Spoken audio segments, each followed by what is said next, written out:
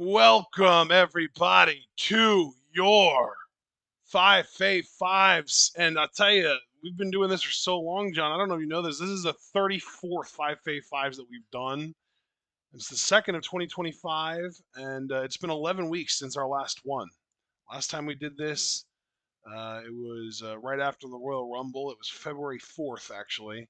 And the next time we do this will be after Money in the Bank. It'll be June 10th. And so there's going to be a less of a gap between this one and the next one than there was between this one and the last one. But it is post WrestleMania. They did Mania later this year than usual. Normally, Mania is the first weekend of April. This time it was the third weekend of April, and also coincided with Easter. But, John, I know we have all of our lists done and ready to go. So if you're ready to get started, who do you think we should open up our WWE list here? You know what, man? I am so excited to share these lists with all of you. Again, I was telling you that my NXT Evolve list and my WWE main roster list I was most excited to share. So let me go first, and you can just sit back, relax, and hear my honorable mentions. So you guys know that my personal rule for Five Fave Fives, I try to keep honorable mentions to five. So I really look at it as, 10 to 6, right? So coming in at number 10 would be John Cena. Coming in at number 9 would be Gunther. Coming in at 8 would be Liv Morgan. Coming in at 7 would be Lyra Valkyria. And coming in at 6 would be Andrade. Nice. We He have really impressed me on that armbar, bro. Like that, I was like, this is the Andrade I want to see every fucking week. But yeah. you go, my friend. What did your honorable mention shake out to? I gotta admit, I never even considered John Cena. I did have Gunther in my consideration, and he just barely missed the cut. Like if I would have been willing to take my honorable mention out to like however many, and I didn't want to limit it to five like you, I would have had Gunther at the very tail end of it. But I tried my best to trim my honorable mention down to five, and I just couldn't do it. I managed to get it down to six because I just could not bring myself to cut anyone out of this top six honorable mentions. And that's mostly because of who you're going to hear here at the very end of the list. I'm not going to cut this guy. My last honorable mention, my sort of rank number 11 in my top 10 list, is Roman Reigns. I'm not cutting that guy. I can't not mention him. Right. Then we get to effectively what is number 10 is Andrade for me as well. I also had him here. Then Lyra Valkyria, again, same thought there with us. Then Chelsea Green, who is she's fallen off a little bit, but she's still doing really great work. Yeah. Effectively, number 7 for me would be Street Profits, and then at the very top of my honorable mentions is Penta. Nice. Nice. All right. Coming in at number 5 for me, Braun Breaker. Wow, Uh, I'm surprised you have him so low. I thought you'd have him way higher. Yeah, that's one thing that makes this list so unique is the people that I actually put above Braun. I still love the man to death, hence why he is in the top 5. And I do expect him to skyrocket now in the next grading period with him being aligned with Seth Rollins and them doing the Breaker story. was another name that I had listed as an honorable mention that I trimmed off just to kind of try and shrink it down as much as I could. Yeah, I think he's getting ready to blow up, though, dude. I think we're really getting ready to see him take it to another level in this main event scene. I don't know if we're going to see Braun Breaker versus CM Punk one-on-one. I think the money matchup is Braun Breaker versus Roman Reigns. Maybe that even happens at SummerSlam. I don't know. But I'm looking forward to this guy moving up the card, and that was where I took satisfaction in him dropping the Intercontinental title at Mania without even being pinned. So they did protect him extensively. Because I'm like, I don't want to see him go after it again. Like, do I think a feud between him and Dom, being a chicken shit and having a numbers could be entertaining? Sure. But it seems like they are now back to having Braun as a heel, which is interesting because I think he's a solid heel, but you can't deny the crowd connection he was developing. And I don't know if that crowd connection is going to endure because we know that wrestling fans today, they're not as gameable, say, as fans from like the 90s or early 2000s. You may say he's a heel, but we still love him. We still ride with him kind of thing. Right. It could be that situation for Breaker. But either It way, could I'm just be a psyched for matter it. of who they have him beat the shit out of. Because, like, You know, if they have him beat the shit out of like a truly beloved babyface like an Otis, that might get him enough heat to keep him over as a heel. Definitely, definitely. I think regardless of what they do, though, it's wonderful to see Braun like in this upper echelon with this level of talent. Because I think now it really is sink or swim time for Mr. Breaker, and I have the utmost confidence in him to swim. So yeah, I've been loving his work. His spear is still part of any fucking highlight reel for a Monday Night Raw. I love it. I love the devastation. Great look. I mean, this is stuff we've said many times, and he can talk. You know, I saw that promo, his rendition of Steiner Math, the delivery, the confidence. I mean, what I like about Braun's speaking style is he's not going to be a Shakespearean promo, but he has that believability to him. You know, he does believe he's going to rip you in half. He does believe he's better than that entire locker room, and believability goes a long way. So yeah, I'm really excited for this next era of him. I expect him to be higher in the next grading period. But who comes in at number 5 for you, my friend? Yeah, but number 5 is Jacob Fatu. Excellent, Yeah, excellent. I did have him higher last time around. I had him at 3. And I will say his fall from 3 to 5 has less to do with him and more to do with just exceptional grading periods for who is in my top 4. Because Jacob has been consistently amazing the entire time. He hasn't gotten any worse. He's been awesome, and his performance at WrestleMania was astounding. Yes. I mean, I hate to say that anyone carried anyone, but like we've seen LA Knight matches enough to know that he is not capable of having that kind of match against just anyone. And Fatu brought that out of him. Fatu, I would say we can give Fatu at least 80% of the credit for that really solid match at Mania Night One. Winning the U.S. title, I think, is the perfect spot for him right now because he's going to be a very dominant champion, I would expect.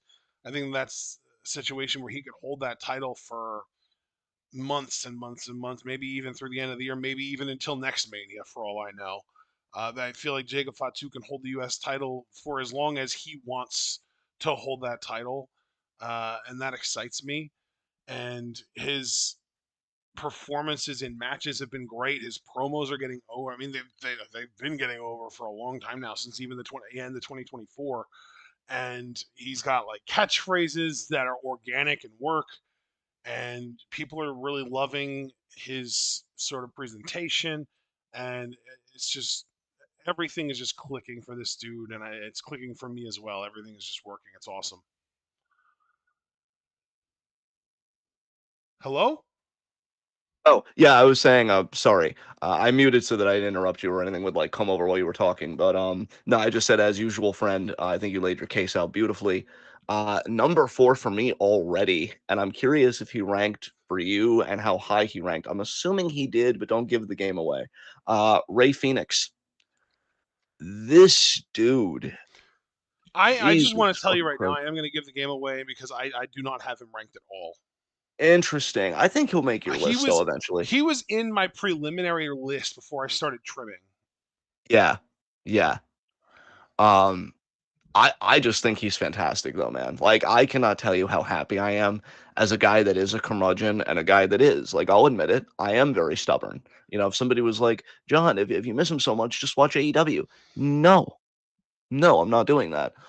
So it feels really good to have him back on a program that I can watch and just seeing him put on these goddamn bangers. I thought he was great in the armbar.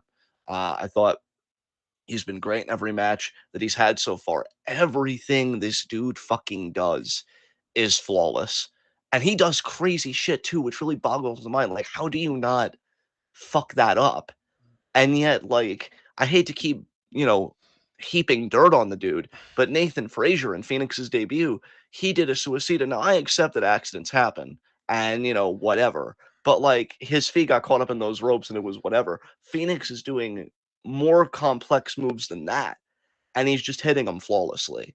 And his consistency is insane. Like, look, we used to joke, and you know that I love forever Johnny Nitro, Morrison, Mundo, Hennigan, TV, whatever. But we used to joke how the Starship Pain was very hit or miss, quite literally. Sometimes he'd hit the target perfectly, and it would look incredible. Other times he'd be off like an inch or two, and it'd be like, you know, I don't know, Chief.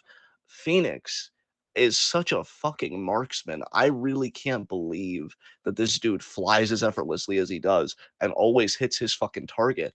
I think he's got fire in his fucking promos. I will tell you this, and you know, anybody in the chat or you yourself can say if I'm like overreaching or maybe if I'm making the case too much. I think WWE and their kind of relationship with luchadors over the years and people that come from that culture, they have needed a Phoenix for a long time. Like Phoenix is the first guy that I really look at and I say, this is a guy that can make Rey Mysterio relax his shoulders, not have to carry the load. Not because he's going to be the next Rey Mysterio. He's going to be the first fucking Phoenix to a worldwide fucking audience. And I think he is going to make a lot of fans by the end of this calendar year. I've gone as far as to say I see him as a world title contender. Put him in the ring with Gunther. Give me that David Goliath matchup and watch how believable he fucking makes it. This dude's astounding. I'm going to keep going to bat for him until something fucking happens. I fully expect him in the Money in the Bank ladder match because if you want a human fucking highlight reel, you put him in that goddamn match. And if he would win it, I I'd be over the fucking moon. Apologies, EO Sky. But I'd be over the fucking moon about it. This dude, you want to talk about undeniable with Cody's bitch ass? This dude is genuinely unfucking deniable. I cannot wait to see what he does next, particularly this summer. Because that is Money in the Bank and SummerSlam and all that. I think the best is yet to come for Phoenix. So, who is next on your list? Number 4 on my list is Liv Morgan. This is Excellent. probably the first time that she's ever actually made a Fave 5 for me. Um, but man, she has really become undeniable in my opinion. Her ring work recently has been the best of her career, in my opinion. Her character work has been fantastic for a long time now. Her promos have even gotten really good. And I was just looking through the history of our Fave Fives, and I do want to say that I've had her at number 5 on my WWE list at one point before, but I think this is the highest. Actually, oh my God, I had her at number 2 in July of last year. So clearly, I just have a history of liking Liv Morgan a lot. As you Um, should. okay, this is crazy. I had Liv Morgan at number 1 in September of last year. I don't remember. I have no recollection of this, but so obviously not the first time she's on my list. But I do, just want to back up that yeah, Liv is legitimately fantastic at what she does. Um, she is, I think, one of the most underrated wrestlers in WWE's women's division. I think that she doesn't get nearly enough credit as far as her in ring goes. I think that she has gotten to that point now where, like, to just say that she has improved is insulting. Kind of like what we've done with like Mina Shirakawa for a while now, where like, yeah, you can say she's improved, but like that's underselling it by so much. Um, because while it is true, yeah, sure, they've improved, that also implies that they've only improved from really bad to, I guess, good enough. And that's just so not selling how good they are. In this case with Liv, she, like, even just recently, who was she just wrestling on? I want to say Raw, not yesterday, but the week before. Did Liv have a match last week? Was that a singles match with Lyra Valkyria? That might have been what it was. Yeah. I literally posted in the Discord, Liv Morgan is good at wrestling, god damn it. Because like I get really, really frustrated when people don't want to just acknowledge that like she's gotten really fucking good in the ring. And it's not even just that either. Like the thing is, her ability to wrestle in the ring is probably still the weakest part of her game because she is so good with the character stuff and the promos and the acting, which is all essential to being a good pro wrestler. And the fact that the pro wrestling part, like the actual technical wrestling part, is the weakest part of her game, and that's kind of the point now that that's already, like, I would call that for Liv like a solid 8 out of 10 right now, and that's the weakest part of her game.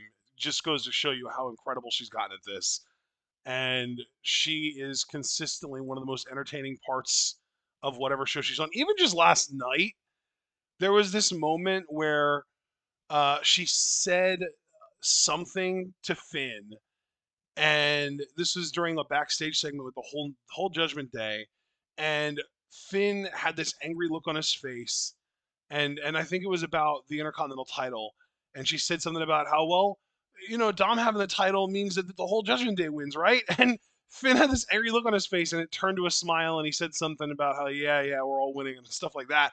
And Liv did this nervous laugh that was just so perfect, and it popped me.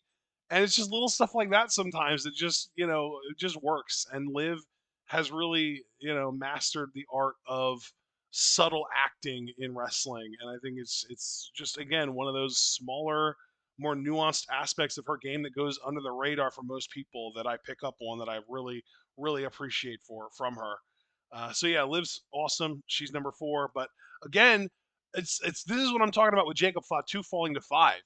He didn't get worse. There are just other people that have really been standing out to me, and my top 3. I mean, you just heard how much praise I heaped on Liv Morgan, so imagine how much I'm going to have to say about my top 3. Christ. I look forward to all of it, man. I love when you break things down. And I will just say about Liv Morgan, her game just feels so fucking complete right now. I mean, she had one of my favorite spots in the chamber match when she used Bianca's braid to give leverage to a jackknife she Yeah. had on Alexa Bliss to eliminate. Like, And that it's was during yeah, this grading period. That was in yeah, March. yeah. I mean, she might be one of the most complete women's wrestlers in the company right now. Yeah. Yeah, it's crazy. So I love that you gave her not just her flowers, you gave her a whole goddamn floral shop, which she deserves. All right, we now begin the top 3 with myself here. Number 3, Naomi.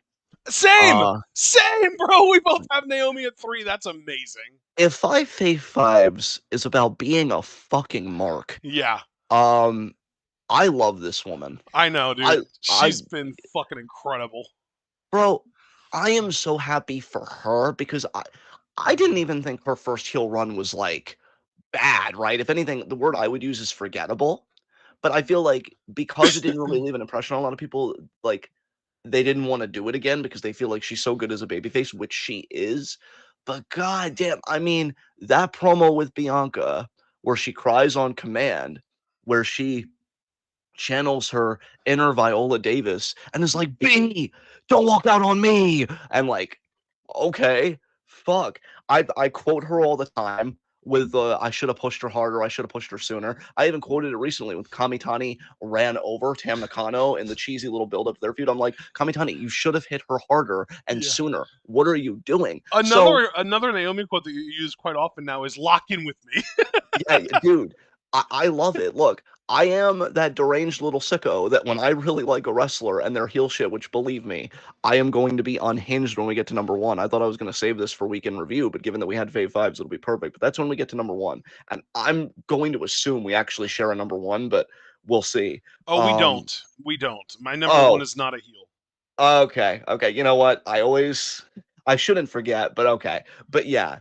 Um, for me, like I look at Naomi's work, she did a great job in her Mania match with Jade. Were there better matches that weekend? Yes, but I think she was able to put together a solid match with Jade. I enjoyed her heel work, and I'm telling you, when it comes to women's Money in the Bank, I would love for Naomi to win it this year, and preferably to cash it in on Jade because I've really enjoyed this feud between two black women dealing with very pertinent themes, friendship, betrayal, trust, all these things.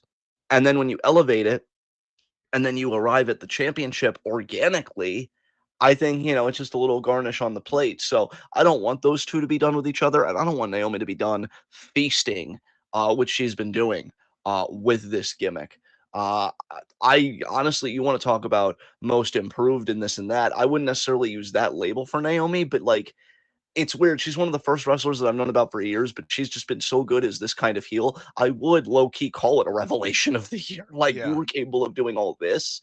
Why the hell do I want to feel the glow for? Like, I'm here for the drama. I'm here for the messiness. But given that you also shared Naomi, brother, please give your thoughts on her Yeah. trajectory and everything else this grading So period. okay, just working backwards, I would love to see Naomi win Money in the Bank, but I really don't want Jade to win any singles gold at all, Right. at least not this early. So she definitely doesn't have to cash in on her because I'd rather not have Jade be a champion for her to cash in on at all. But then the other thing I wanted to add on to was you mentioned her original heel run. If I had to use one word to describe that, it would be fake.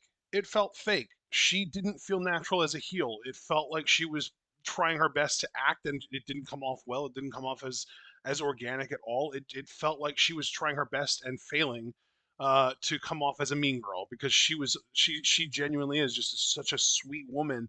And we were also watching Total Divas at the time, and she was such a sweetheart on that show that it was also just hard to believe her as a heel. Whereas now, it doesn't even necessarily feel like she is just being mean for mean's sake. She feels scorned, and it feels justified, and it works so well. And her acting has improved by a huge amount. It's incredible. Yes. Yes. So between that initial promo where she was exposed as being the one who did attack Jade, even the attack that Jade did on her to start Elimination Chamber that got her out of the chamber, she was doing a great job acting there because she refused to fight back. She didn't fight back against Jade. There was like this one moment where she looked back at Bianca as Jade was entering, and it was like an oh shit, like I'm fucked kind of thing. And then she didn't fight back, and she looked devastated. And then when we actually got to the actual reveal, she was incredible there, absolutely fantastic there. Her going into like the hysterical, like freaking out, and then like calling Bianca an ungrateful bitch and all that stuff. Unbelievable performance from Naomi there. And then we get to the videos, like the vignette type videos, with her again, like you mentioned, crying on command. She did that in a couple of the videos even, and like blowing my mind with her acting ability. I didn't know where this came from. And yeah, I mean, then we get to like the actual in ring, which is, I think that her in ring in general has been significantly improved since her run in TNA. It feels like her excursion, where she left the company for a few years and then came back, completely rejuvenated her. And like you just fucking crank the fucking ability and skill sliders up by a bunch of notches across the board, because her acting got better, her in ring got better, her promos got better, she feels more believable. Like everything just improved when she left and came back. It's crazy how much good that did her as a performer. Because I never really bought Naomi as like a main event level anything before then, and now I believe her as a main event level everything. Yeah, beautifully said, man, as per usual. So I guess it goes back to me then for number 2 since we shared number 3, correct? Yes. Number 2 for me, I've been really excited to talk about 2 and 1. Jacob Fatu. I, Nice. dude, I will tell you something.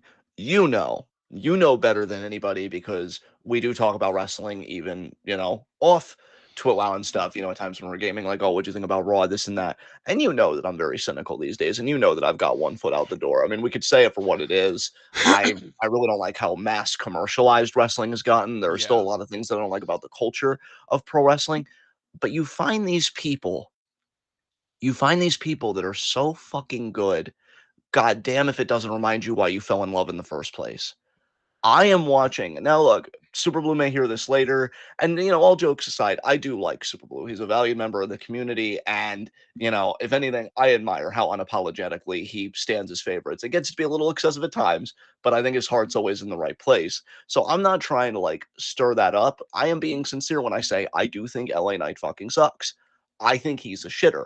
You and your magnificent face, you have popped me till the end of time because self-marked shitter just feels so good on the tongue.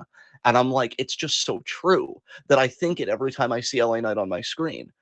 So for Jacob Fatu, and I said what I said, or what I'm getting ready to say, I think he gave LA Knight one of, if not the best match of his fucking career, certainly of his WWE run. Certainly of his WWE run. His career, I didn't watch his TNA stuff because, self respect and all that. But yeah, like, I think he's slow. I think he's plotting. I think at times when he screws up, it looks really bad. And Jacob Fatu comes in and he's like, hey, don't sweat it, homie. I'm about to give you a Mania fucking classic. And he did. Like, I'm watching this match, and even the build up to the match when he got the crowd to pop with the moonsaults, which once again, let's emphasize how fucking over this dude is getting. And he's like holding the title. I got goosebumps because I'm like, oh man, it's happening. Like, it's happening. We're doing it. Lock in with me, WWE, because we both agree Jacob Fatu needs to be pushed. And then he has this match, and I thought 2 or 3 times during the course of that match, this dude just made his case to be a WrestleMania main eventer. Yeah. Because when you can do that kind of ring generalship and you can bring that out of one of the worst people in your fucking company, then give me the fucking meat. What can he do with a Seth Rollins or a Braun Breaker or just, anybody that we perceive as good? Hello, Ray Phoenix. If him and Phoenix stay on the same brand and Phoenix goes after the US title, that contrast in styles fascinates the fuck out of me. This dude is unfucking believable. I think I feel very similarly about him, but even more so than I do about Phoenix. And I can't tell you how thrilled it makes me to have two wrestlers of that caliber to me that every time I see them, I feel like I'm watching can't miss television. Like, I'd kick myself if it was like, hey, did you see the Jacob Fatu match last night? Nah, I got my nose buried in a book, or I was busy doom scrolling politics or whatever the fuck. Jacob Fatu, when we talk about like culture and stuff like that being a reprieve, being an escape. This dude is escapism through pro wrestling at its finest. I had so much fun watching that fucking match. And again, it was an LA Night match to the point where I think you and I both said we were so glad we reacted to this because I saw the best case this man made for being an undisputed main eventer when the time fucking comes. I can't wait for the next grading period. And again, Money in the Bank is my favorite pay-per-view. This is the time of year that you're going to hear me dropping that briefcase and stuff a lot more. If he was in the men's Money in the Bank, I am rooting for him, much like the tent I am pitching, fucking hard. Okay? I am rooting for him hard. Everybody else can suck less and kick rocks in that order. So yeah, Jacob Fatu, fantastic. If you haven't seen his Mania match, I highly recommend you do. And if you're like, but John, LA Knight sucks, that's the neat thing. He does. But Jacob Fatu makes it not even fucking matter. Yeah. What a goddamn king. And Yeah. speaking of Jacob kings, Fatu shows up and he's like, man, this guy really sucks. And I'm going to make it entertaining regardless. yeah, exactly, exactly. And speaking of kings, I now cede the floor back to you for your number one. Who is number one for you? It's, wait, no. We're not going out of order. I haven't done my number two yet. Shit, yeah, you haven't done your number two yet. Who is your number two? I apologize. I It's blanked there. Sethington. Oh, I made very inappropriate sounds, just so everybody knows. I know We heard Chris the probably beginning of wants it. We heard the beginning of it. that's hot. That's hot. But continue.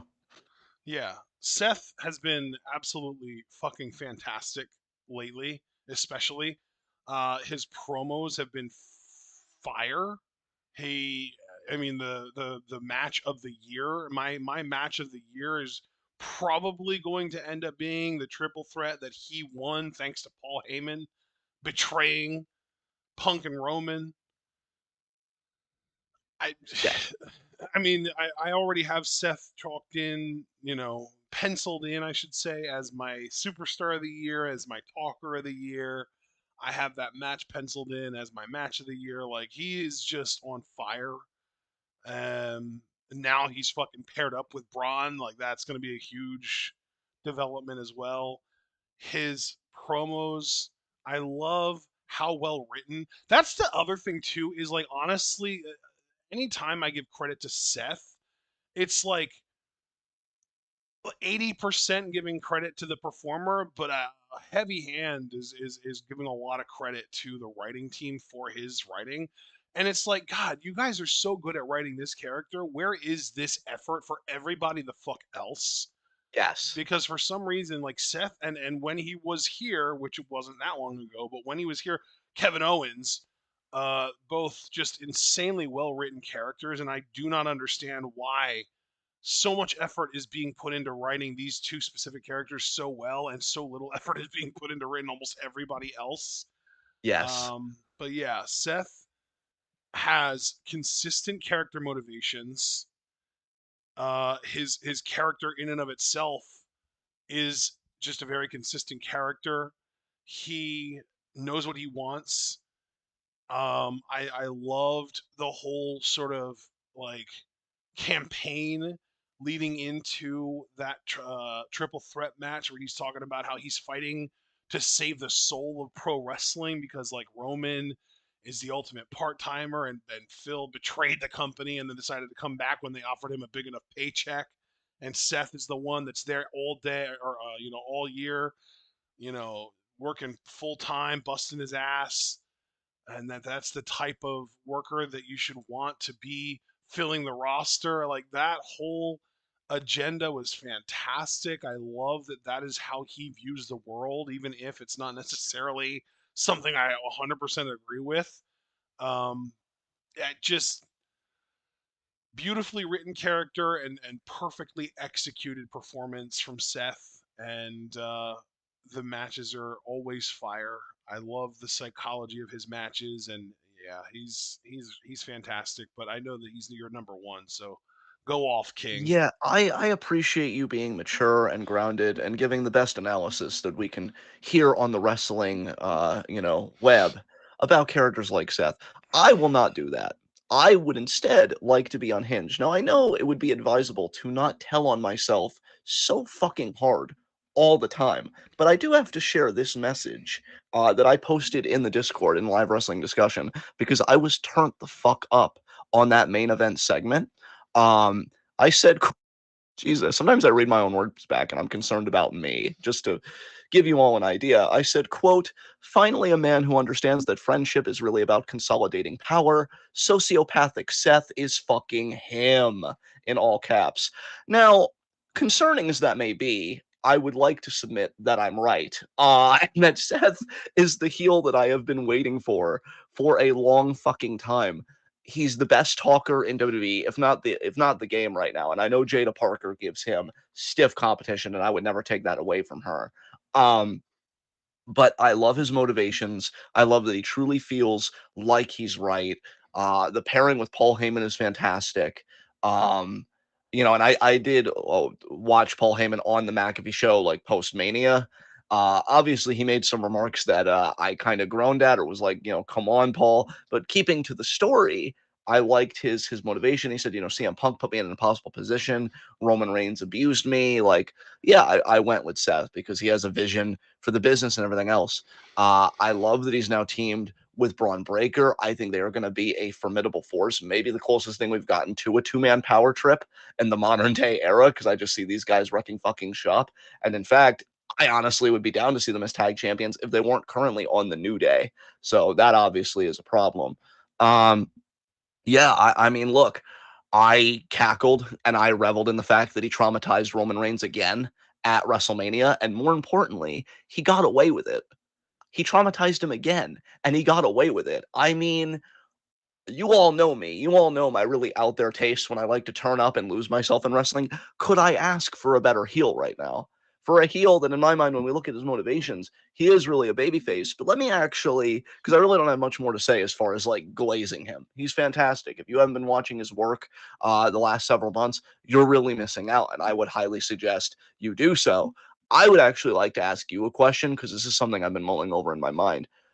We have John Cena who wants to kill professional wrestling, leaving with the WWE title, and so that lineage is just dead permanently. He says, "Look, I know they'll get another title, but it will never be this title because it's mine." And you have Seth that feels like he's the salvation, the savior of the industry. Do you think they cross paths at all, despite both being heel That would at be some point? so perfect. Yeah, I would love that. I don't know who would get the bait. I mean, you would think Seth would be babyface, but if Cena could even get Cody booed at this point, I really don't know. I really don't know. Yeah. Yeah, because I think that would be one hell of a compelling story. I think Seth is on top of his fucking game right now. And, it's a real testament to Seth when we've seen him as world champion and really every kind of champion multiple times. He's a very Yeah, decorated performer. But yeah. I'm like, he should be world champion. He should be like at the top of the fucking like nobody is doing the work that he's doing. He's having a career fucking year to the point where I want to thank you because when you were talking about, Seth the superstar of the year, I put him in my list as well. This dude, I don't know how many awards he's going to take from me at the end of the day, but I think he's going to have quite a handful by the time 2025 is over. And yeah, he's just fantastic. I love watching Seth. I love everything he's doing. He makes the worst parts of myself turn up and have reason for glee. So I'm definitely thankful to him for that. And I look forward to co-signing everything he does and cheerleading him and rationalizing everything and just doing the whole fucking thing. I think it's going to be a fun time for everybody, mainly me and Seth, but I think other people will have fun too. So that's Seth Rollins. We already know who your number one is. You said Io Sky because I got Yeah, tripped up and stuff like that. Dude, I will just say this before I let you go off. She has been wrestling on a whole other fucking level lately, I feel like. Jesus she's Christ. she's been unbelievable lately. I've really enjoyed just watching her sort of settle in as that bitch, basically, because ever since her babyface turn, she has been sort of slowly winning the crowd over with just straight pure ring work in general. Um, Yes. and like she's so beloved now and so just pure baby face, like everyone in the crowd just loves her. I still don't necessarily think that she is the top woman babyface on Raw. I still think Rhea owns that title. But man, I just love that Io is so over now and everyone loves her so much. And she is the World Women's Champion, and people aren't complaining about that. That's also nice. Um, and like the match last night with Vaquer was going so well until it had to get interrupted because of they're not going to give that whole match away for free, right? And then Right. they wanted to they wanted to use that as like a springboard to push the NXT stuff and advertise that for tonight, which I'm looking forward to. That should be fun. Um, but yeah, man, EO. I've been an EO fan for a while now, and it last night just felt so special because she said in a mic that she's the best, and that was like such a cool moment because we've known since Stardom that she wanted to be the best in the world and not just the best in Stardom, and that's why she went to WWE because if you're the best in the WWE, you're the best in the world, and now she's here, and like yeah, we're kind of fucking here. She's kind of fucking made, and that's beautiful to me. I think the only real prize left for her to go after would be winning or at least retaining the WWE Women's Championship at Mania. But it's not going to be easy with how stacked these women's divisions are getting at this point, especially if we get a call up or two over the course of the next month or two. Also, speaking of Mania, first Joshi to win at WrestleMania. I mean, Yeah, Io she is didn't blazing mention trails. that on Raw last night, but I think that had to contribute to how special Sunday was for her. I just want to say one thing about Io because nobody talks about Io the way that you do. You have stood behind her through fucking everything. I love, and this kind of clicked for me last night. I love how fucking happy she looks when she's wrestling. Yeah, Like, there is just a joy and a radiance on her face yeah, where she feels like, I mean, look, I know it's cheesy to say, but she really does feel at home in that ring. Like, yep, we used to hear about guys like Eddie. They could be in so much pain and going through so much stuff, and they walk through that curtain, and it's on. yeah. And I feel like Io is a very similar temperament, where it's like, look, I can compartmentalize. This is my therapy. This is my home, and I love that for her, and I love it for you as just a really big EO fan, and all of EO's fans. Like you guys are eating right now, and it's fucking deserved. So good shit. And now we're gonna move on to our next category, NXT and WWE Evolve. Since I went first for main roster WWE, you can give your honorable mentions first, good sir. Yeah, so I realized something once I finished putting my NXT slash Evolve list together, Yeah, and that is that three of the top four acts in my actual Fave 5 are men, but the entire rest of my list, including all of my honorable mentions, are women. that's pretty awesome. Yeah, So my honorable mentions, again, going from what is effectively 10 to 6, Adriana Rizzo, Izzy Dame, Sol Ruka, Jada Parker, and Lash Legend. love it. All right, let me give my list. Again, we go from 10 to 6 for me because I keep honorable mentions to 5. Yeah. Number 10, Jada Parker. Yep. Number 9, Roxanne Perez. 8, Javon Evans. 7, the Meta Girls. 6 Dark State. Okay. So who comes in at number 5 for you, bud? Kendall Gray. Nice. I will say, she is the only act from Evolve that I ended up with on anything NXT related. This whole list is NXT except Kendall. Kendall is the only Evolve representation that I have on here, period. But I knew I had to get her on here somehow because she has been too exceptional, in my opinion, on Evolve for me to deny a spot. And I was very happy that I could manage to squeeze her just barely into my Fave Five, just barely above Lash. Lash is amazing too. Obviously, you also have her and Jakara both in your honorable mentions, effectively at number 7. I singled out Lash because I do like Jakara, but I don't like her like in like an outstanding way where I would want to really go out of my way to mention her the way that I love Lash. Lash is incredible. Right, But right, right. Kendall though is really something special. I think she is extremely young. I want to say she's only like 23 years old. Right, she really is incredibly young, yes. Um, Let me see if I can find confirmation. Yeah, 23 years old, born June 15th of 2001.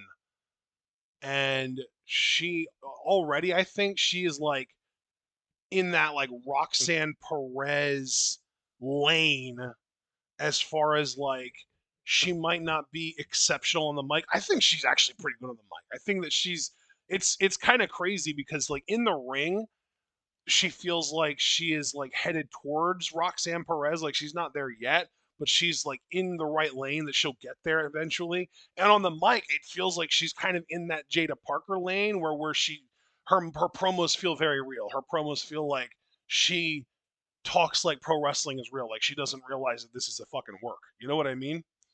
Exactly, yeah.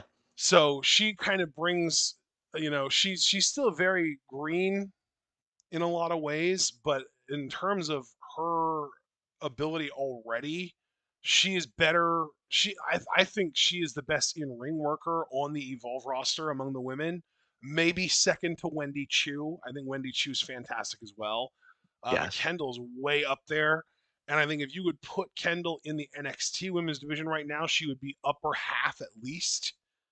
Um, and then, like, mic work is always going to be the more difficult thing to come along when you're natural in the ring the way she is because she comes from that amateur background. And we've even talked about how she was the first woman in Nevada to wrestle in the men's division in the amateur wrestling. I think college wrestling, actually. Yeah. And you can tell because she's an incredible grappling type wrestler. And yeah, she's awesome, man.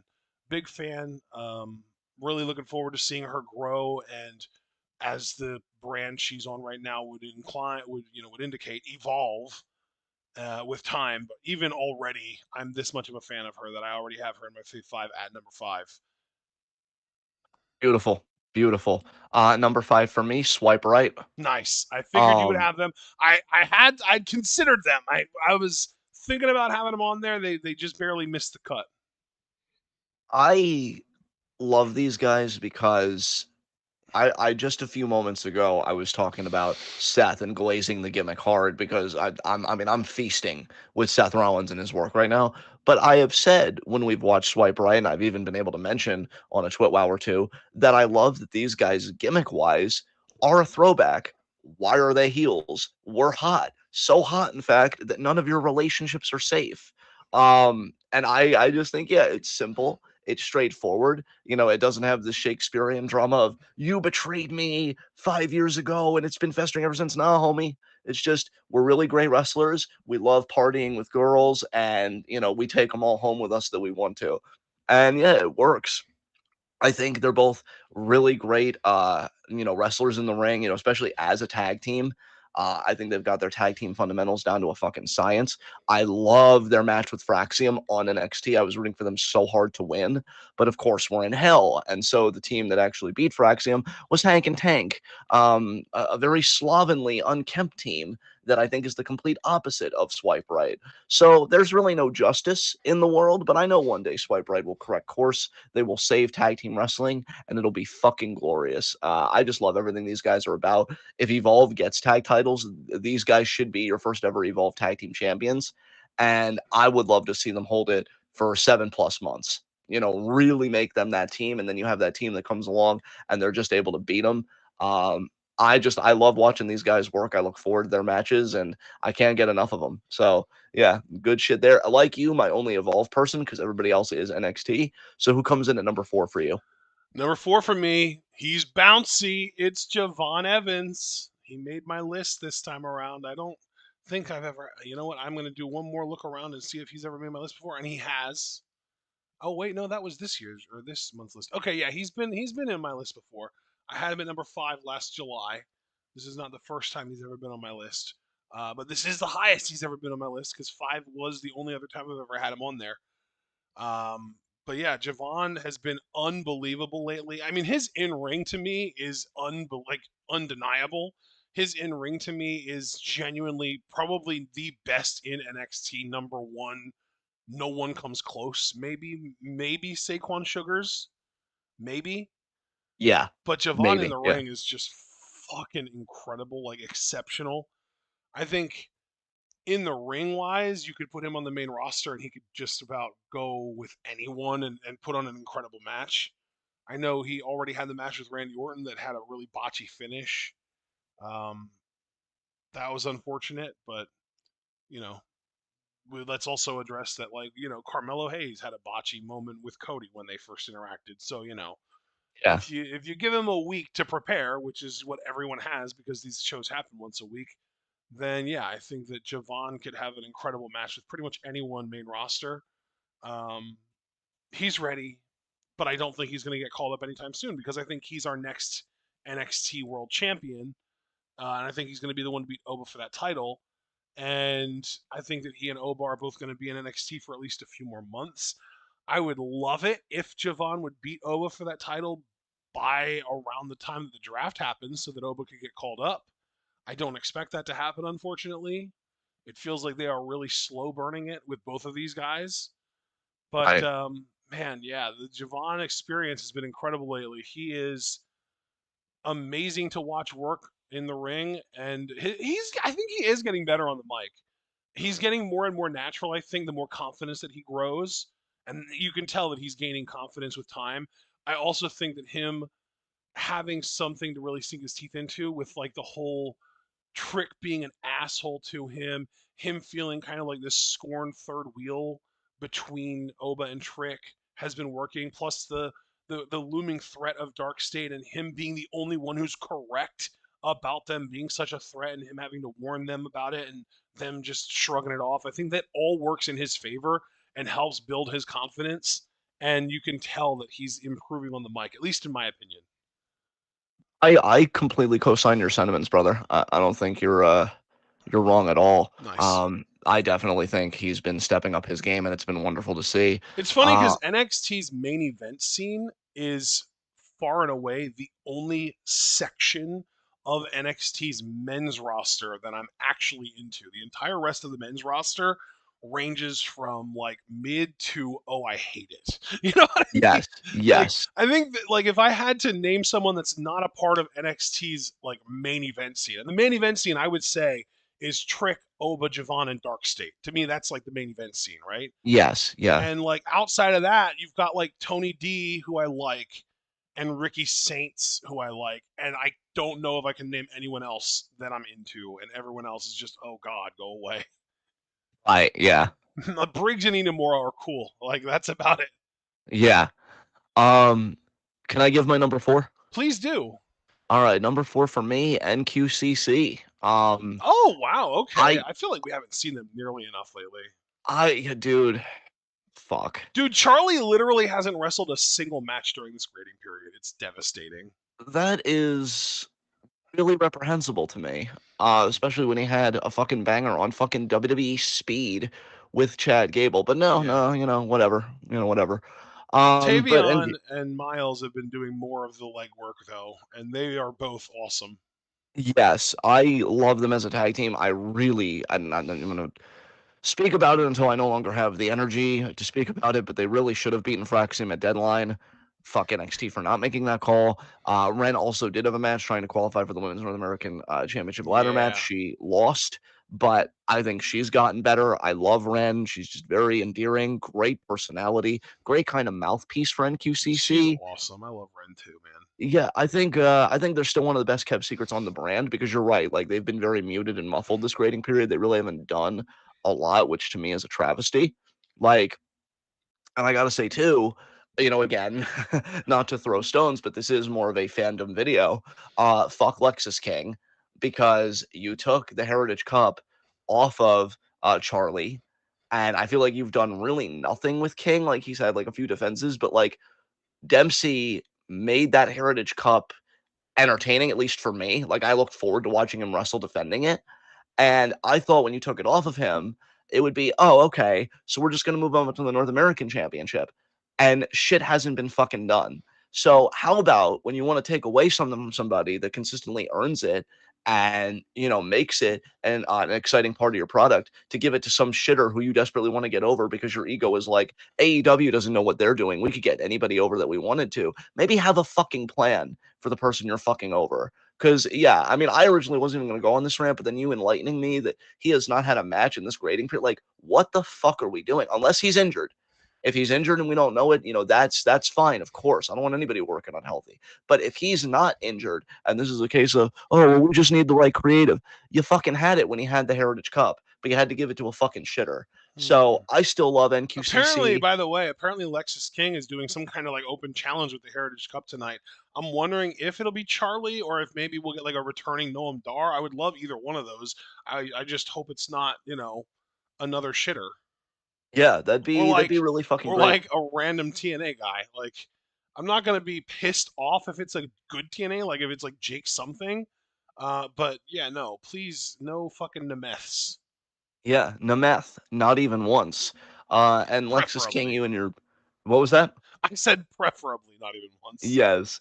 But no, Lexus King, shitty little fucking theme song. My way, my life. Well, I didn't ask to see it, okay? Because that's my way in my life is to not watch fucking shitters. Time is valuable, everybody. Just think about how much Lexus King has taken from you. But yeah, that's my soapbox. Fuck what they've done with NQCC, or more pertinently, what they haven't done with them. Should have won tag gold. I would have liked Ren to even, fight for the at least the women's North American Championship. But that didn't happen. So let's hope this upcoming period is better for them. But we'll see. Who is next on your list? Number three on my list, I have to thank someone actually for this. Specifically, I have to thank Professor Utonium. Oh shit! Do you know why, John? Why, friend? Because he accidentally added an extra ingredient to the concoction. Chemical X. Exactly. Chemical X is my number three. God damn. Yeah. I. First of all, this could have been Tatum Paxley on her own because I Yes. fucking love Tatum Paxley. She is so fucking good. And like the match with Lola just reminded me how goddamn good she is and just disappointed me because of how fucking like mid Lola is and they chose her over Tatum and just devastated. And then the fucking four-way tag match, I felt like Tatum shined in that. And yeah, like Tatum is just so good on her own and I love her just individually. But I like Gigi Dolan a lot too. I think they're both good. I like it's one of those things where like if I had to if we were forced to not include factions in this, I would have had Tatum here at three by herself, and Gigi probably would have kicked Rizzo off of the Fave Five and ranked above like maybe Izzy and Soul in the honorable mentions, something like that. Right. Um, Right. that's how much I like them though. And like Shotzi's cool. I don't think Shotzi takes away from the act at all, but I wouldn't have had her in my list at all. But I like Tatum enough to rank her up here on her own, and I like Gigi enough that I would have had her on my list too if I had to rank them separately, just to kind of put over how much I like this duo. Tatum though, man, Tatum's a fucking star. I want Tatum on the main roster yesterday. I want Tatum feuding with Lyra for the IC title, but now that's not going to fucking happen because Becky's going to do it. And if I can't get that, then like I really like just I want Tatum to get pushed more, and that's why her losing to Lola was so crushing for me because not only did it mean that she wasn't going to have a spot on Takeover, but it also meant that she was going to. It meant that it felt like it meant to me really that they just don't know what they have in her, because like I see her, and not only does she have a fantastic look, like we know from Rhea, goth mommies are in right now, right?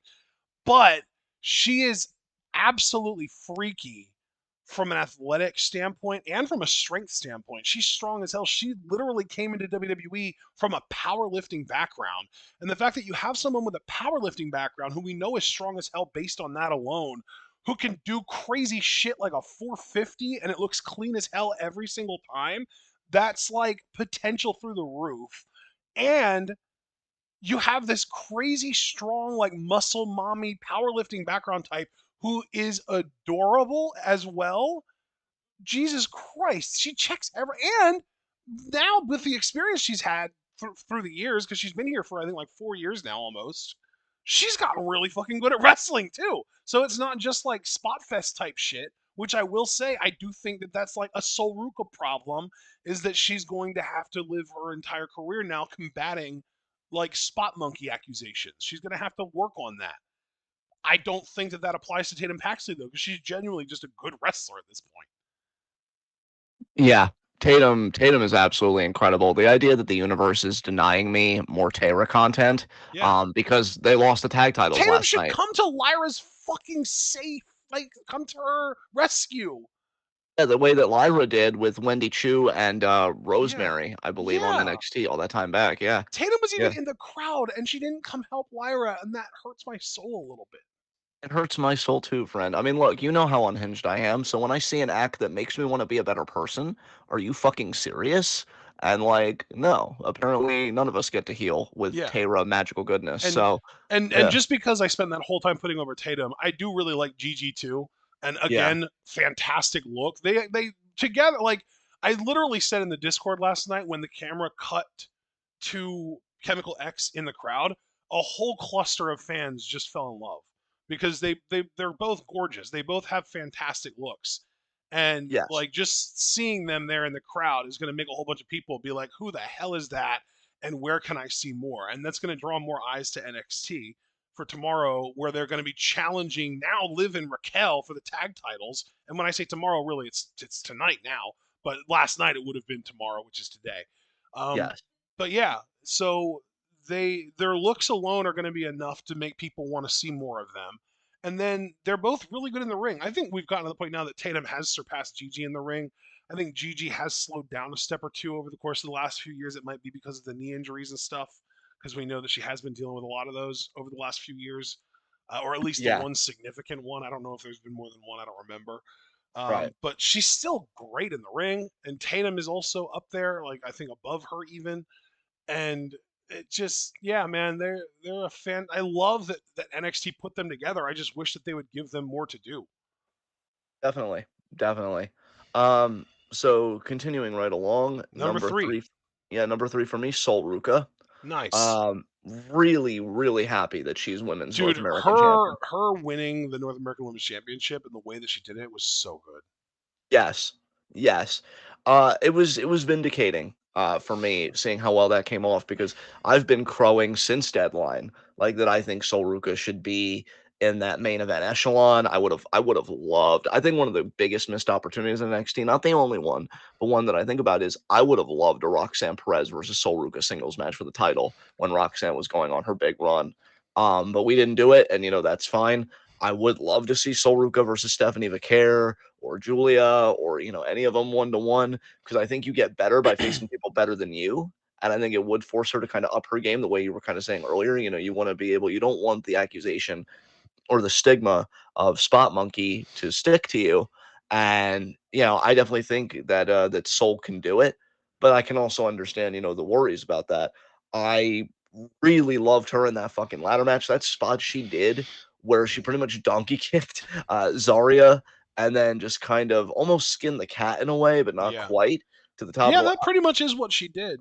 yeah, I'm like, I have never, and again, And I that even wasn't said even to win the match either, because she hit two soul snatchers after that too.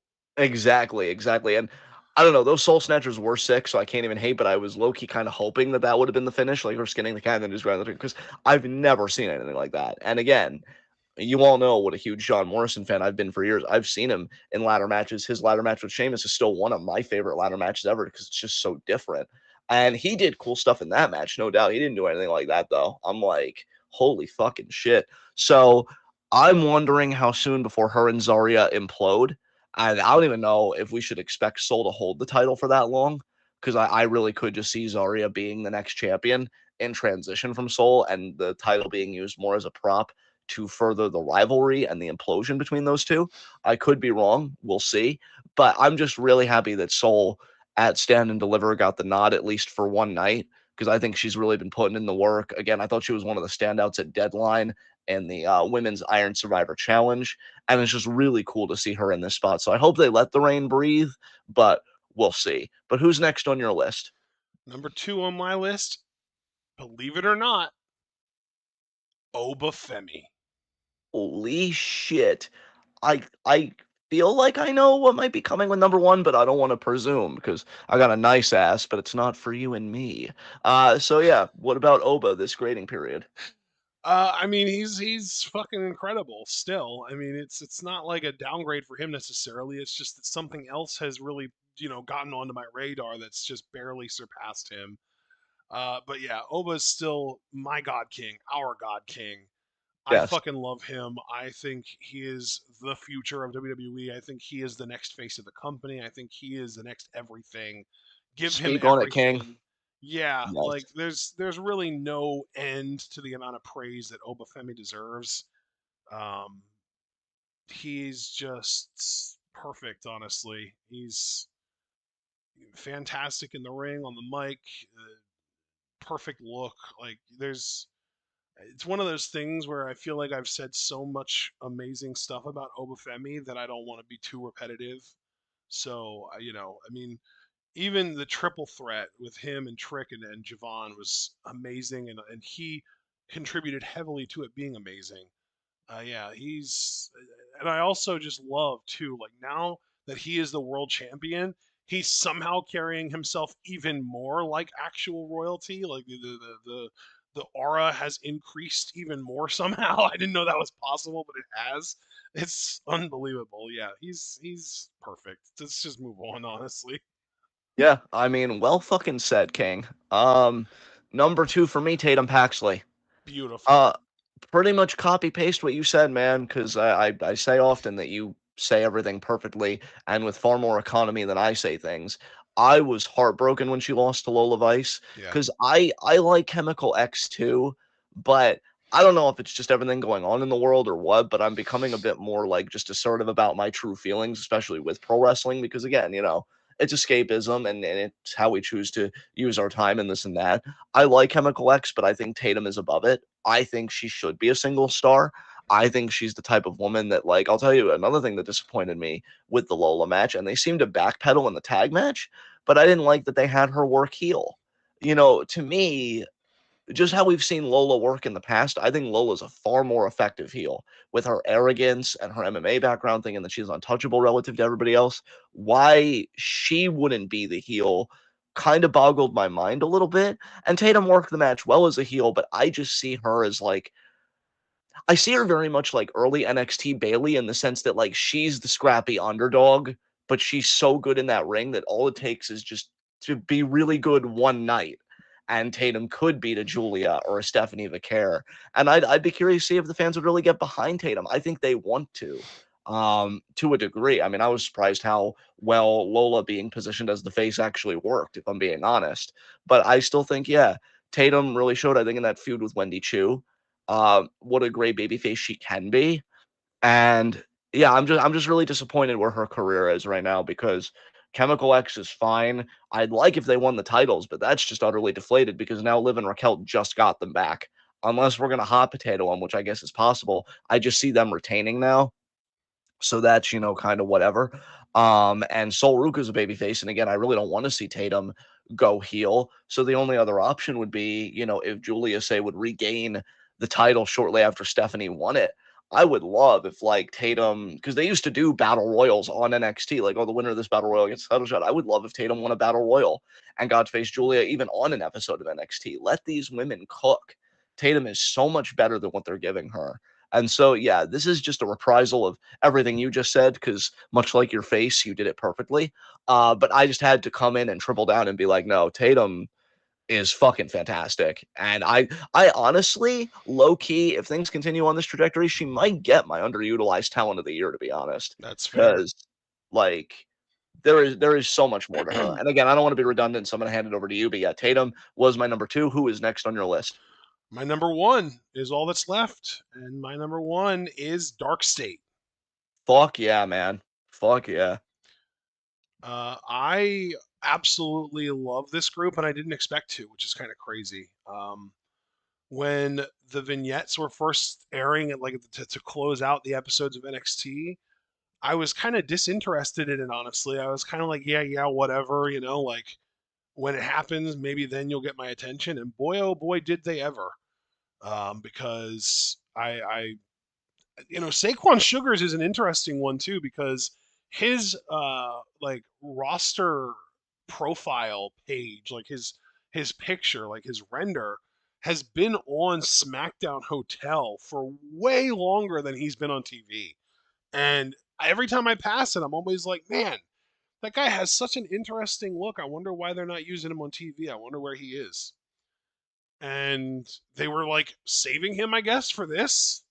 And oh my god, why would you not use him until now? He's so fucking good. Like again, kind of like going back to the Chemical X thing. I think if I had to break down a faction by individuals, I don't know for sure. And this will tell you enough right here. I don't know for sure who I would rank higher individually between Obafemi and Saquon Sugars. I'm that high on Sugars already. That is fucking beautiful, bro. Yeah. Holy shit. And then I think Yeah. I would put Dion Lennox really high in my honorable mentions, like maybe even above Lash, like maybe at the top of my honorable mentions above Lash. Yeah. And low key, Osiris Griffin might even just barely eke into the bottom of my honorable mentions.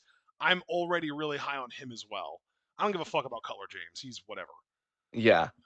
Yeah. But No, those three man. Yeah. guys, like, oh my god, yeah, those three guys are absolutely standouts. And Saquon Sugars to me is a huge star. Like you know how much of a stickler I am about age. Yes. And I'm always like when we do our little fantasy drafts, I'm always trying to draft younger guys. And to take that even a step further, I'm also a little bit of like a stickler about size. Like I try not to draft any guys under 5'10". And like even women, I try not to draft women who are like 5 foot even or less. Like I try and get people who I see as like people who are like believable, like superheroes basically, or supervillains, right? Dude, Swerve is a guy who I've always been super fucking high on. I Yes. love Swerve. He is an unbelievable talent. He's fucking incredible. Yes. But when he showed up in NXT, he was already like 30-ish years old, or at least almost 30. Yeah. Saquon Sugars is 24 years old. That's incredible.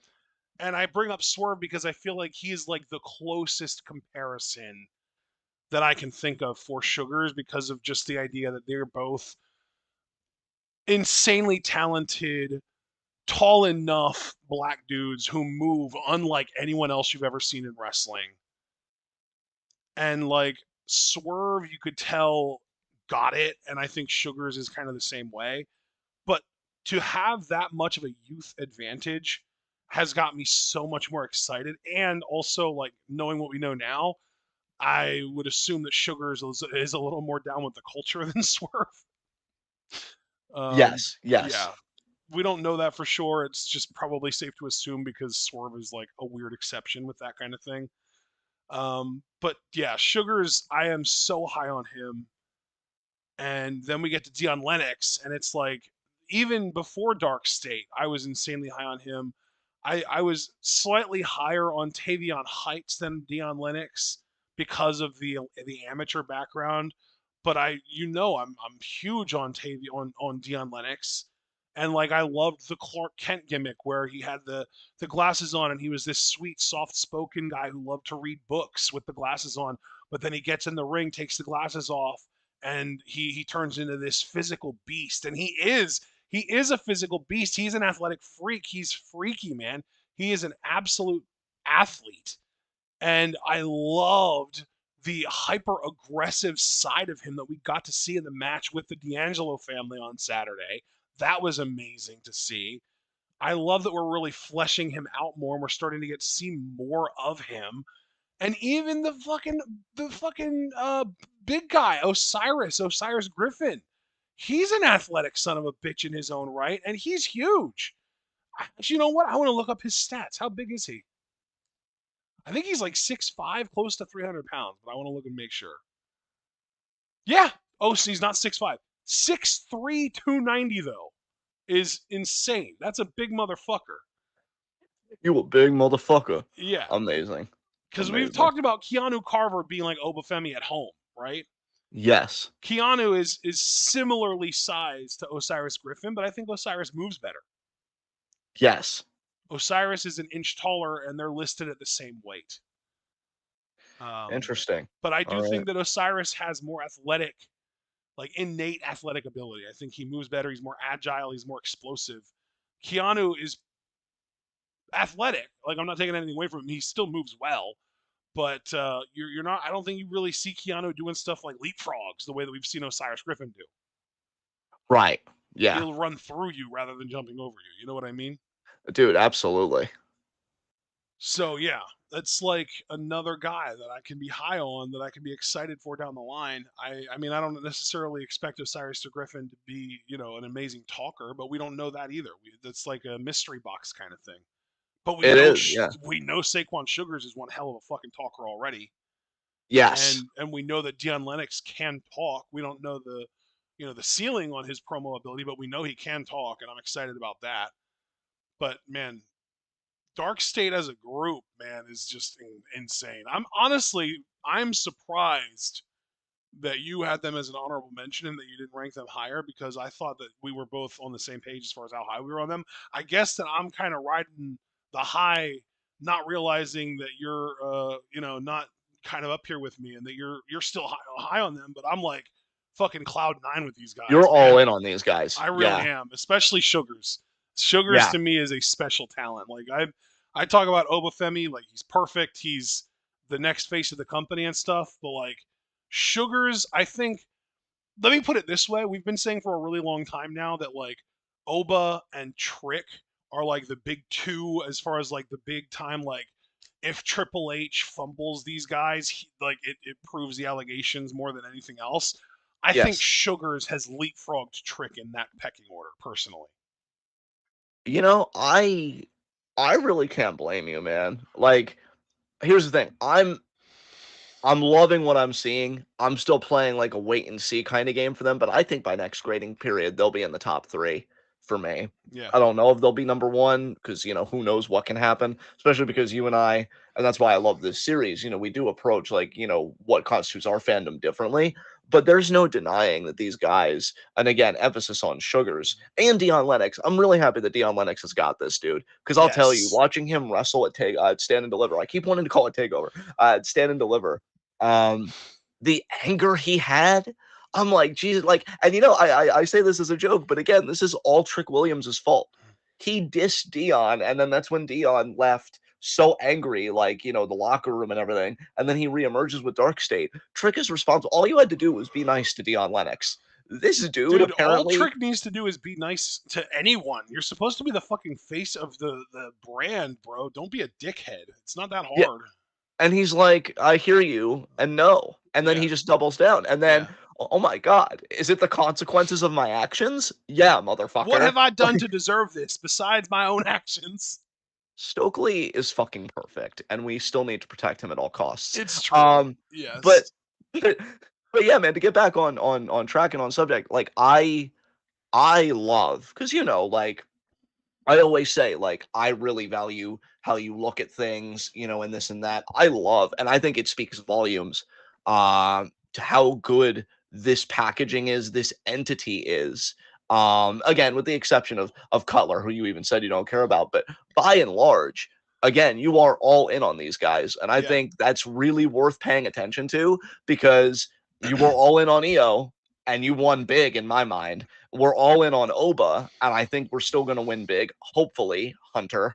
You being all in on Oh. these guys, it just tells me that yeah, like everybody should be paying attention to this act. Again, I'm waiting to see more, but I've loved what I've seen, and I think again next grading period they'll be top three. But in this grading period, um, you know, I should be working at Krispy Kreme because I'm bringing the fucking glaze. It's Obafemi. Um, Nice. what else could look? He's better than you. He's Yeah, better than all of you. it's Think about true. your favorite wrestler.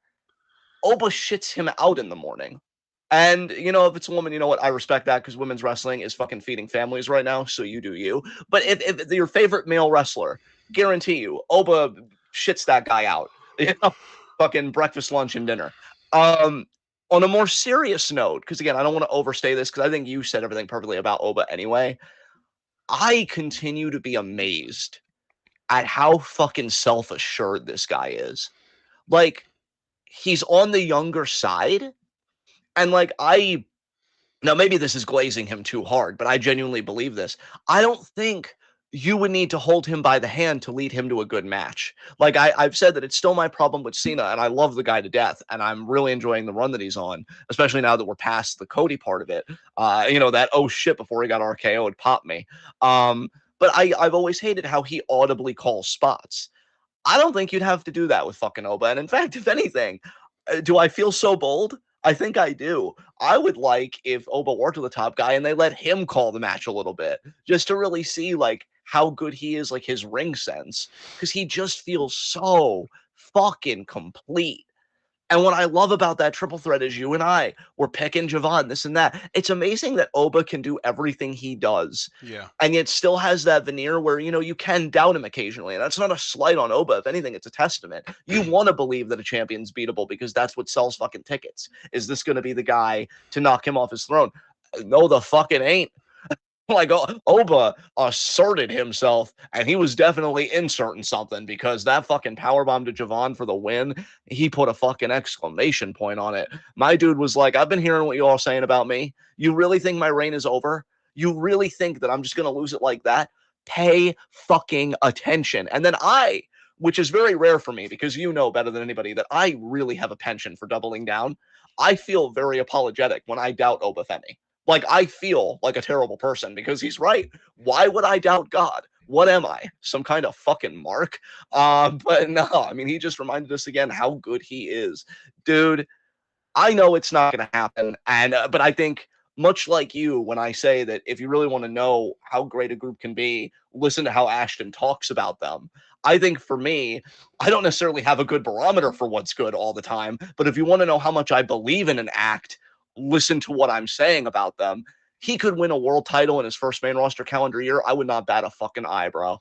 I would believe that shit so fucking quick. Bro, do you want to Um, know how almost like universal that feeling is? The other Discord that I'm in where we talk about wrestling, I've seen dudes talking about Oba beating Cena for the title at SummerSlam. dude, that's incredible. That's fucking incredible. Oh my god. Like, I liked how they built Gunther, right? Because they started him with the IC title, the ridiculous reign there. I enjoyed his world title reign. I enjoyed how he got his heat back last night with McAfee. And I say this with all love in the world as a guy that has stand this dude and supported this dude for fucking years. Oba ain't no Gunther, right? Like because I feel like, in my honest opinion, more than Gunther, even who has improved in every aspect of his game, and I mean even just his physical appearance. Like the dude got fucking shred. Like Yeah. he's amazing, but I don't think he has that X factor that Oba has. Like Oba shows up, and you're like, oh, you're not like everybody else, are you? I should pay attention to you. You're gonna kill this dude, aren't you? And 9 times out of 10, the answer is Yeah, I'm gonna give it to him. No biggie, cute voice. We don't do that shit here. I'm gonna put him in the fucking ground, and I'm gonna make you all watch. And the thing is, you're going to love every second of it. Now, one, I love the Dom energy because I'm sub all the way through, but also pure fucking facts, right? I fucking love this dude. Put the fucking WWE title on him, and yeah, I did say WWE title. Um, Yeah, the he's one gonna that take it Cena one way or the other. has. Yeah, exactly. Exactly. Because I'll tell you, Cena can ruin professional wrestling. I'm actually cheering him on in his quest. But if Oba Femi wanted to step up and be the savior, oh boy, what my body feels thinking about that. So that was number one for me. I That actually round, have a few things that I want to say before we move on. of course, by all means. So, okay, I love that you brought up Gunther with Oba because Gunther had to work so fucking hard to get where he is.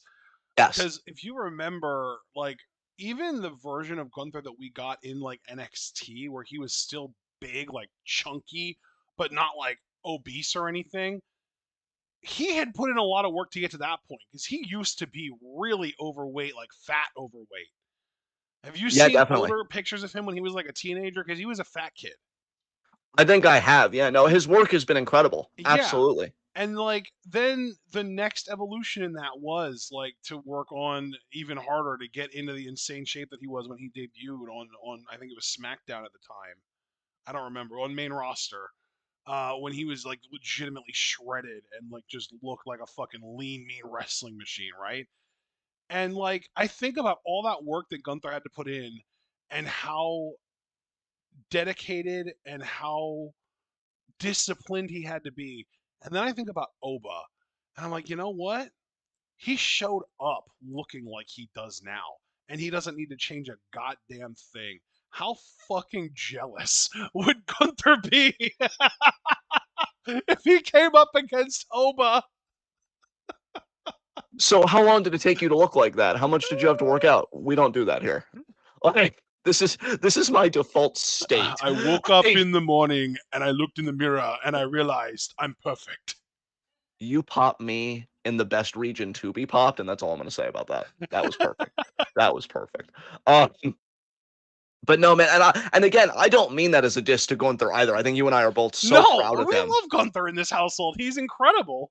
Yeah, it just Oba's on another level, man. Yeah. I can't fucking wait for him to mix it up with every top guy. But The other we, thing that I wanted to say before we moved on, yes, of course. something that I realized while you were talking about my fandom of Dark State, actually, uh, this is like if they would ditch Cutler James, we could basically have like a black shield on our hands, and I love that. That is really fucking hot to me in ways I Yeah, need people to understand. yeah, Like God, I just need to say this because you saying that now I've got something else I want to say. This is why I miss programs that would really push the envelope like a Lucha Underground. Because again, I don't mind a culture showing even the most unsavory parts of a society if those unsavory parts get their comeuppance. Imagine if, much like the Death Riders in AEW, you had fucking Lucha Underground do like a white like nationalist or whatever gimmick, but obviously it's like subtext and you have the Black Shield like fucking beat the shit out of them. Like I would love that shit. In fact, a lot of people. It's funny because it makes me think of the first Black Panther film, where one friend of mine. Who is a scholar in black male studies and philosophy. His name's Dr. Tommy Curry. I would recommend people, read his work. He said what he wanted from the first Black Panther movie was Black Panther going after the KKK. Now that was never going to happen because it's fucking Disney. But like, I get what he means. yeah. Like you just saying that, I'm like, God, imagine if we had an overtly anti-racist gimmick, and they were anti-racist by putting Klansmen in the fucking dirt. Like, God damn, I my just had that dreams. thought though, because like you basically have a like a similar sort of like loadout here with I mean, Osiris Griffin obviously would kind of be like the Reigns, where he's like the silent, big, like enforcer type, and then like Dion Lennox is sort of like the sweet boy, which at the time was Seth, but that's changed the most. But he's also like the cerebral one, which is also very Seth.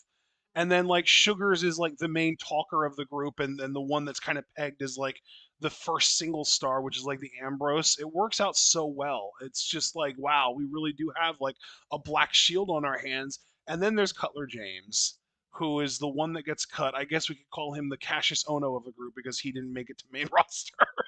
Yes. Yes. God damn. Uh, we're ready to move on to Stardom, bro. Let's move on to Stardom. I gotta tell you, man, I struggled a little bit with Stardom. I struggled more with Marigold, but I did struggle a little bit with Stardom.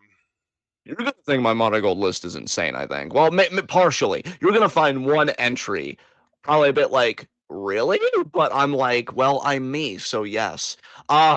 But with Stardom, I gotta be honest. I feel like I've got one foot out the door with this promotion, Same.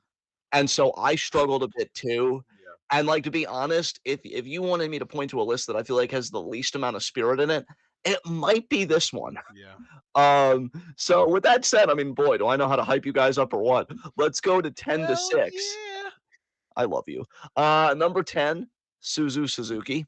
Okay. 9, Micah. 8, Azumi. 7, Rena. And 6, and I was really proud of this one. I was really rooting for her to make the top 5. Lady C. I really enjoyed her this quarter. I hope it doesn't stop. But I'm not holding my breath. So who is in your honorable mentions? I also snuck Lady C in there at the very end at my number 10 spot. Nice. Then working my way up, I had Aya Sakura, Tomoka Inaba, Momo Kogo, and Azumi. Nice. Number 5 for me. I really don't think we're going to be on this list very long. Number 5 for me, Tomoka Inaba. Nice. Uh, I just love her strikes. I love her technical game. I think she's fantastic. I love her intensity, and she's just got a very believable look. Like if she would come in and win the Wonder title, I'd be like, you know what? I buy that. It's not really a hard sell. I just think she's fantastic. Really, nothing more to say than that. So, who is number 5 on your list? Well, your number 5 was Lil Micah. My number 5 is Baby Micah, Azusa Inaba. Holy shit. Okay. Yeah, yeah. I mean, we've just been talking about so much how insane it is that she's this good at 17 years old, and I figured, you know what? Might as well acknowledge it in my Fave 5 because she really is fantastic. And like what you just mentioned for Tomoka, her strikes are fantastic, and her technical game is great. I also feel like we've maybe watched more Azusa than Tomoka over this grading period, just because her team with Rena is really good, and she's on um, the she's part of Hate, I guess, which doesn't really work out too well. But I mean, yeah, she's just I don't know, she's really good with the strikes and the kicks. She has she she brings a lot of really cool kicks into the Stardom, and I don't know, man. She's a fucking prodigy, right? Yeah. We love our prodigies in here. I mean, we both had Azumi in our honorable mentions. Yeah, that's very true. And just to continue that right along, number 4 for me was Azusa Inaba. Oh Um, shit! Why didn't you say something? I mean, I was drowning. You didn't save me. no, I love listening to you talk. It's never a problem. Um, yeah, I mean, copy paste everything you just said, and I'll say this, man, she should have won the Cinderella tournament. I'm Azusa. sorry. Yeah, yeah. Oh wow. I would have But loved to have then, seen her versus wait, but if Kid. she would have won the Cinderella tournament, how would Sayaka Kurata would have saved Samantha's career then? That's the neat thing. She wouldn't have. And then we Yeah. would solve so many problems. Uh, but no, we have to, of course, do the emotional moment of Tam-san, I'm gonna wish that you don't have to leave Stardom. Why? Why are you doing this to me? Why is it? I definitely know that I have a lot of trauma and I project because I don't know why pro wrestling just won't love me back. Like, am I the problem? Like genuinely, because I love Yes, Stardom your so much. expectations are clearly far too high. You know what? You're so right. God damn it, me. Fuck. But like I used to fucking adore Stardom. It was in that like golden era New Japan like stratosphere for me where it's like I can't wait to react to this fucking shit. And now and maybe this is overstating it a bit and I can admit that. It does feel like Tam's playground with friends. And that's what I don't like. Like everything even when it's not about Cosmic Angels, it feels like it's about Cosmic Angels at any given moment. And I'm just like, I don't care. Like, fuck. So yeah, I feel like Azusa should have won. I think her in ring is so fucking crisp right now, and she's so goddamn young. Where do you get off being this talented while you're still a teenager? When I was 17, I was riddled with insecurity and debilitating depression. So how's bragging camp going, Azusa? Clearly fantastic because you're wrestling your goddamn ass off. But no, I don't get the fucking match with Kid, and at least now she's defending against Azumi, which that's cool. But that would have been such an intriguing matchup, especially because Rena tried and failed. And so you'd have both members of Devil Princess try and take it off Kid. But no, we got to make things about Tam again. So yeah, For all this is time, why again, like always. I'm sorry, say that again. For all time, always. I for a second there I thought you said for all face always, and I kind of was going to do a mini pop in No. depression, but I'm glad you didn't because I don't want to pop right now. Fuck Tam Nakano. Wow. So yeah, Azusa is number 4. Who's next on your list, bud? My number 4 is Momo Watanabe. Ace. Yeah, she's pretty talented. She wrestled on AEW a couple times during this grading period, and she's really good. Unfortunately, she also, I think, got injured. But, I mean, she seems to be back now because she's been wrestling on Stardom shows lately, and she's really good. Yeah, she's I mean uncrowned world champion as far as I'm concerned. Like Jesus fucking Christ, when are we gonna when are we gonna put the rocket on her? So yeah, I mean she's terrific. I think Number in a 3. company full of like outstanding in ring performers, I think she's like top 2, 3 maybe. Yeah, yeah. She's tremendous, bro. Like I know like I riff on her a lot and stuff, but here's the thing, if you read between the lines, if I riff on you as hard as I do, Momo, it means I like you because I wouldn't extend so many words otherwise if I didn't like you and the character work that you're doing. Oh, you must And really then you like could LA Knight then, huh? fuck. That is different. Okay. But yeah, that was just so hideous. I really can't believe you said that to me. I feel violated, low key, but I will I will work through it. Oh no, I didn't mean to So violate anyone. I'm so sorry. I think, well, that's just going to be what you have to live with. So I know you can do it. But no, I think next on my list you'll really appreciate coming in at number 3, probably for the first time fucking ever. Because I'm not about to go back and look at where I've ranked her in the past. I put Momo Kogo at number 3. Nice. Um, what does this woman have to fucking do? She's like 38 or something, She's going 40, on like bro. She turned she's 40 this year already. yeah, she's 40 going on like 20 or some fucking shit. Her in-ring work is fantastic. Look, I love May Sera, and I do feel like May Sera is a very innovative competitor. I was ready for her to drop the high-speed title to Kogo. Um, I'm really disappointed they didn't do that. And I've been enjoying the team with Mayu, Peach Rock. And I'm just sitting here and I'm going, and you know that I've like teased Momo a lot, especially when Club Venus was a thing and this and that. But no, like I she's miss working her Club Venus. Oh no. dude, and they're never coming back. So I hope we got as much out of that joy as we could because Ow. it's just all downhill from here. Why would you deal Um, that much psychic damage to me? I think I'm still licking my wounds over the LA Knight comment from earlier, so now I feel like we're back at equilibrium. But no, Kogo has worked her fucking ass off. And I just don't know what the fuck she has to do. I wish, again, Stardom would give these women more mic time with subtitles because I actually feel like there's a very emotional, spirited talker in there, similar to Tam Nakano, but maybe with like significantly less melodrama. I don't know. I just feel like, I mean, we've seen Kogo cry on command. yes, yes, I just feel like Kogo is a multi-tool player, and Stardom just isn't interested. And maybe it is an age thing, but here's the thing. Fukigen is still putting on great performances, and I feel like she should be older than Kogo. And yeah, she can handle a fucking high speed title run. I'm not asking you to give her the world title or even the Wonder title. High speed would be perfect for her. Mm-hmm. I loved when they gave Waka the nod and gave her one half of the New Blood tag titles. I feel like Waka really earned that. I love Waka to death, so this isn't a put down, but Waka winning a title before her, I find it just a tad sus. And so I feel for Momo Kogo, man, because I feel like her matches this grading period have been fucking excellent.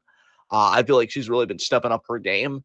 And I'm just looking around, just bewildered at Stardom being like, when is it going to be enough for you to say you're going over tonight, you're taking that high speed title? So it's very frustrating, and I don't think I've ever ranked Momokogo this high before. No. But she's really impressed me this great period for a company that I've got one foot out the door with. Yeah. Momokogo is honestly a true highlight. So Yeah. who is next on your list? Number 3 on my list is regular sized Micah. Holy shit! We've got all 3 Micahs in the Trika represented. I still have the Ega Mem Micah as the desktop wallpaper. I wake up to it every Oh, day, nice. and I I'm feel surprised you went with that one and not the Sun Trika. yeah. The Sun Tricle was also beautiful, but I just feel very safe and assured. When I know that the Agamemnon Micah fusion is watching over me. So please continue to talk about how wonderful Micah is. She really is. Yeah, she's pretty wonderful. I love watching her matches with Hanako and her singles matches and her matches with Mina especially. I am really disappointed and depressed low key that Mina is no longer going to be in Stardom, that we're going to be losing EXV because you can't really have Empress Nexus Venus if you're not going to have a fucking Venus. But these last couple months of them being together as a group and as a faction have been beautiful. I feel like Mina, is a huge part of what led to me becoming a Micah fan in the first place. She really helped to endear Micah in me, or endear me to Micah, I guess. Um, and Micah has also contributed, in her own right with the positive sort of interactions that she's had with some of my other faves, like Hazuki. Um, I also loved seeing her. If I remember correctly, I think she teamed up with Megan Bain again on the one Vegas show that they did. That Yes, was really yes. cool. hmm Um, really cool to see them reunited. That's awesome. And yeah, Micah, I just, when I think of Micah nowadays, I just kind of get that like warm fuzzy feeling because she just seems like such a sweetheart and she's such a beast in the ring. It's really cool to see her go at it. God, I just keep thinking about when she hugged Hazuki, and I'm Yeah, like, where is that love from you, stars? Like, what the hell? Um, you but would yeah, you would she's think you would think that like Hazuki's friends would support her, or as a consequence of someone from some other faction that she barely knows not supporting, or I guess I should say supporting her better than the people who are supposed to be friends, that there would be consequences for that and that she would want to leave them. But that either is the slowest burn story of all time or it's just not happening. really don't like how much professional wrestling is like unhealthy relationships are based, actually. Fuck. Yeah, Um, I guess it's just Jesus because Christ. what story are we going to tell with a healthy relationship, right? I mean, maybe that we can all have it for ourselves and give me some goddamn hope out here. I don't know. Um, number two for me, Starlight Kid. Naturally. What else is there really to say? I love watching her work. I'm thrilled that she's Wonder of Stardom champion. I will say the reign isn't exactly hitting the way that I hoped. I didn't really care for her match with Konami, but I really do hope that her and Azumi cook. I just think what's interesting to me, and I don't know if you feel the same way, I'm starting to wonder if this style of wrestling that she does, like obviously I still love her and how she does it, but if it's starting to wear off on me, where I'm like I'm kind of looking for maybe a little something different right now. But I think she's still a hell of a lot of fun to watch. I'll be curious who she drops the title to and, where she goes after that. Be very interested if she feuds with Suzu Suzuki. That could be a lot of fun because Kid really can take a beating and be sympathetic. Like that Wonder of Stardom title matchup against Julia when Julia was the champion is still one of my all-time favorite Stardom matches.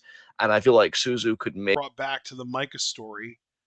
Um, yeah, I mean, I wish we could watch more of Hazuki, but unfortunately, she spends a disconcerting amount of time teaming up with one or both of her favorite tag team partner, Koguma, and even the other fucking circus animal in Stars, Saya Ida. And it kind of sucks, honestly. But anytime we get to see Hazuki, I'm always excited about it. I enjoy watching her work. She's a fantastic wrestler. And there was also a really sweet, heartwarming moment over the weekend where she got to meet her idol, the woman who got her into pro wrestling in Kelly Kelly. And she posted about yes, it and she was yes. so happy about it. And I loved that for her. It was so cool to see.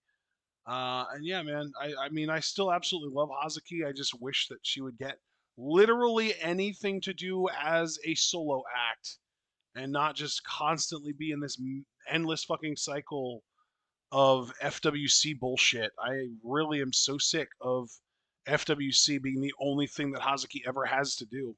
It's really, really boring. Yeah, bro, I am so tired of FWC and this and that. I mean, this woman's got a motor on her, Yep. and her work rate is unfucking touchable. And I don't know. I'm just tired of the fucking games. Like, let's really get serious. Let's get that Wonder title potentially on her. And so, yeah, I'm ready for them to really kind of elevate her, but I doubt that that's going to happen. I really do Um, hope that we do get this faction of Hazuki and Suzu and whoever else they want to bring in. I'm guessing one or both of the new rookies. And I don't know who else, honestly. It'd be nice if one of the Cosmic Angels rookies would join. Like maybe Aya Sakura would be a nice fit, but I don't know. yeah, definitely. Um, So next, I would say, yeah, number one, Hanan. Very similar to Kid. I don't really have much to say. I have just loved watching Hanan grow. I'm really tired of Wingori though. I think Yeah, I'm ready for yeah. Hanan to really commit to her singles career. God, can you imagine Um, if Stars was just like, hey everyone, let's reshuffle some tag partners, and we ended up with Hanan and Hazuki as a team? that would be insane, especially because they're the ones that kind of have beef with each other right now, right? So you'd get like a strange bedfellows component on top Yeah, of I it. mean that's true. I mean we do also have eye contact. We could just have Hanan and Mayu doing their thing. God, yes, I love eye And you contact. know, Hazuki did train Kogo, so that would be a fun team as well. Yes, yeah, Literally definitely. just give me team circus animals so we can skip all their shit and watch all of the rest of Stars. Yes, exactly. Exactly. Yeah, I think Hanan's fantastic. Definitely a future ace of Stardom. But I'm ready for her to really get her singles career on the road. Wingwoody, I think, is like actively holding her back right now, just in my opinion. And so there's not really too much I could say. I'm looking forward to a grading period where the singles aspect of her career is emphasized, maybe even challenging Kid for the Wonder title, which I think could be a fucking fire matchup. So yeah, we'll have to wait and see. And who is number one on your list, bud? Number one on my list is Mina Shirakawa. Nice, nice. I'm gonna miss seeing her in Stardom, man. I know she's going to AEW, but it just isn't the same. Mariah May in Stardom was fucking astounding, and she's put on some astounding work in AEW, but it's always been she's always kind of felt like second fiddle to Tony Storm, who I think you and I definitely both agree is a far inferior talent. And even now, she's wrestled, and this is talking about Mariah May specifically, she's wrestled a grand total of 3 matches during this grading period. Two of them were against Tony Storm. The first one was to drop the title to her, the second one was to lose her rematch, and we haven't seen her since. And that was in the middle of March. It's been Yes. over a month since Mariah May has wrestled a match in AEW. And now all the rumors are pointing towards her actually leaving AEW to go to WWE because we know that she has always been a big time WWE fan. There are lots of pictures from before she even went to Stardom of her like posing with Triple H posters and shit. Like we know she wants to go to the E. And I'm even worried about her there because like she's got like the fucking Barbie wrestler gimmick, and I don't want them to see her as like Tiffany Stratton at home when we all see it as very much the other way around. And I don't want them to be like, well, we can't push her too hard because we don't want her to get more over than Tiffany because we've seen that they are very clearly all fucking in on Tiffany Stratton, and it just terrifies me that they are going to intentionally sabotage Mariah to try and uplift Tiffany Stratton, and I just really don't want that for her. I wish her all the best, and I hope that she makes it to the very top of the industry because she deserves it. She is talented to the point that she should be at the top of the industry. I'm just, whether you make it to the top of the industry, especially in this industry, is very much dependent on a lot of things other than your own talent. So, as talented as Mariah May might be, that doesn't really mean as much as it should. And now we come to Mina Shirakawa, who is absolutely incredible in her own right and is going to a company that seems to have an even worse eye for talent than WWE. And I really hope that she doesn't end up just getting relegated to being the booby girl because, like, in AEW, she is very overly sexualized. Whereas, like, in Stardom, her sexualization is like a minuscule of a part of her character. In AEW, it's her entire fucking character. And again, that's like another like concern I have is like, is she going to be taken seriously as a wrestler in AEW because she can fucking go and she's an amazing wrestler, or is she just going to be like a fucking sex appeal comedy wrestler like fucking Harley Cameron type shit when she's just so above that? You know what I mean? Yeah. Yeah, absolutely, man. Um, But while we're here, while she, spent the last couple months wrestling mostly in Stardom, I wanted to give her her flowers because that really is what it comes down to. Is this might be the last time that I am able to put Mina Shirakawa this high on any Fave Five list because I don't know how much I'm going to see her going forward, like in the foreseeable future, given that she is going to AEW, and I have been, pretty consistently able to keep up with Mariah May stuff. And I personally feel like we've gotten incredibly lucky that AEW was willing to push her to the point that they put the world title on her, and that allowed me to really get a lot of content to watch of hers and a lot of matches of hers and a lot of good promos from her and stuff that helped me to be able to rank her highly in my other list. I don't know if I'm going to be that lucky with Mina. So I wanted to really give Mina her flowers now while I still can, while she's still mostly a part of Stardom, because she really is like the revelation I think of the decade for us, honestly.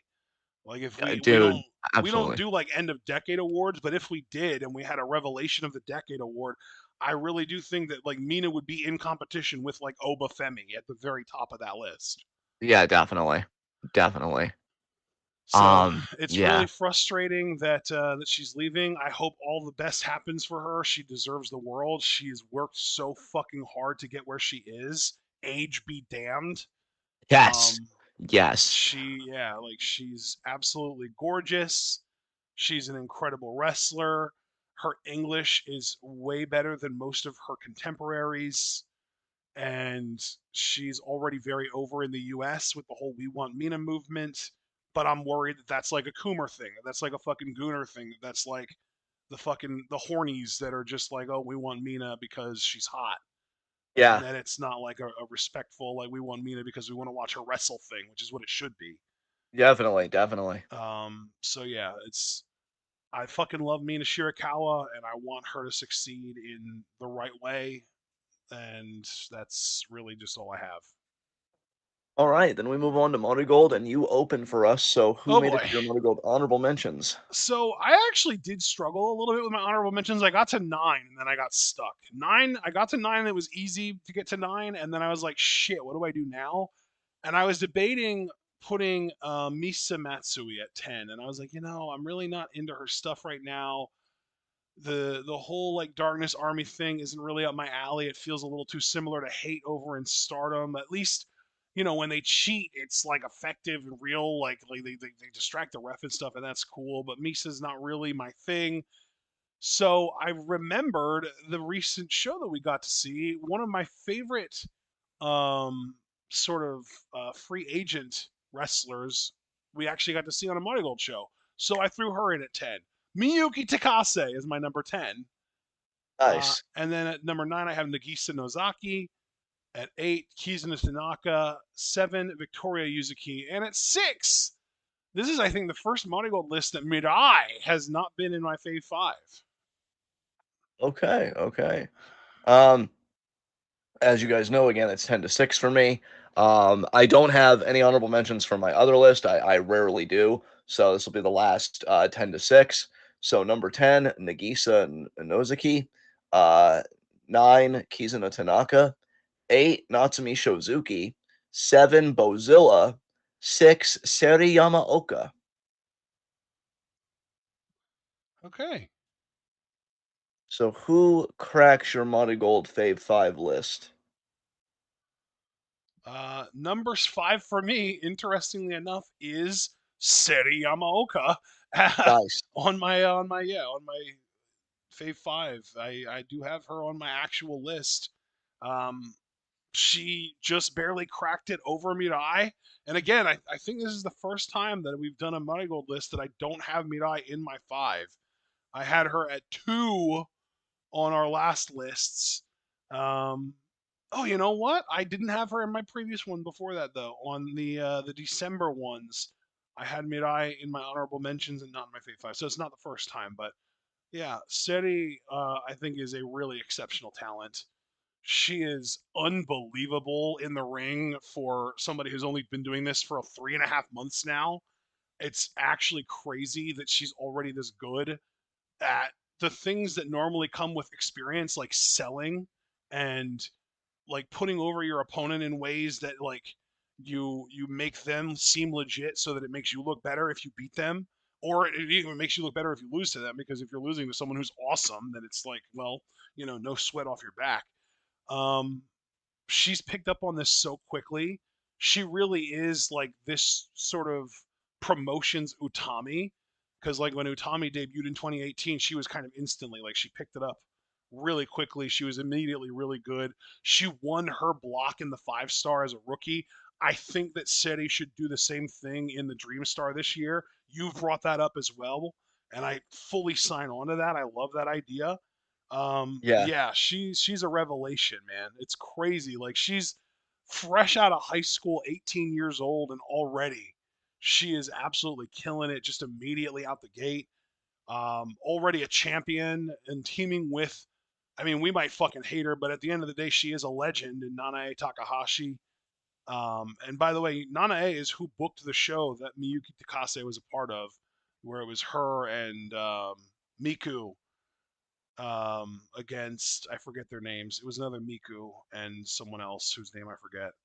But yeah, that show that match was on was booked by Nanae Takahashi. It was like a special thing for her before her retirement. But yeah, Seri is yeah, unbelievable.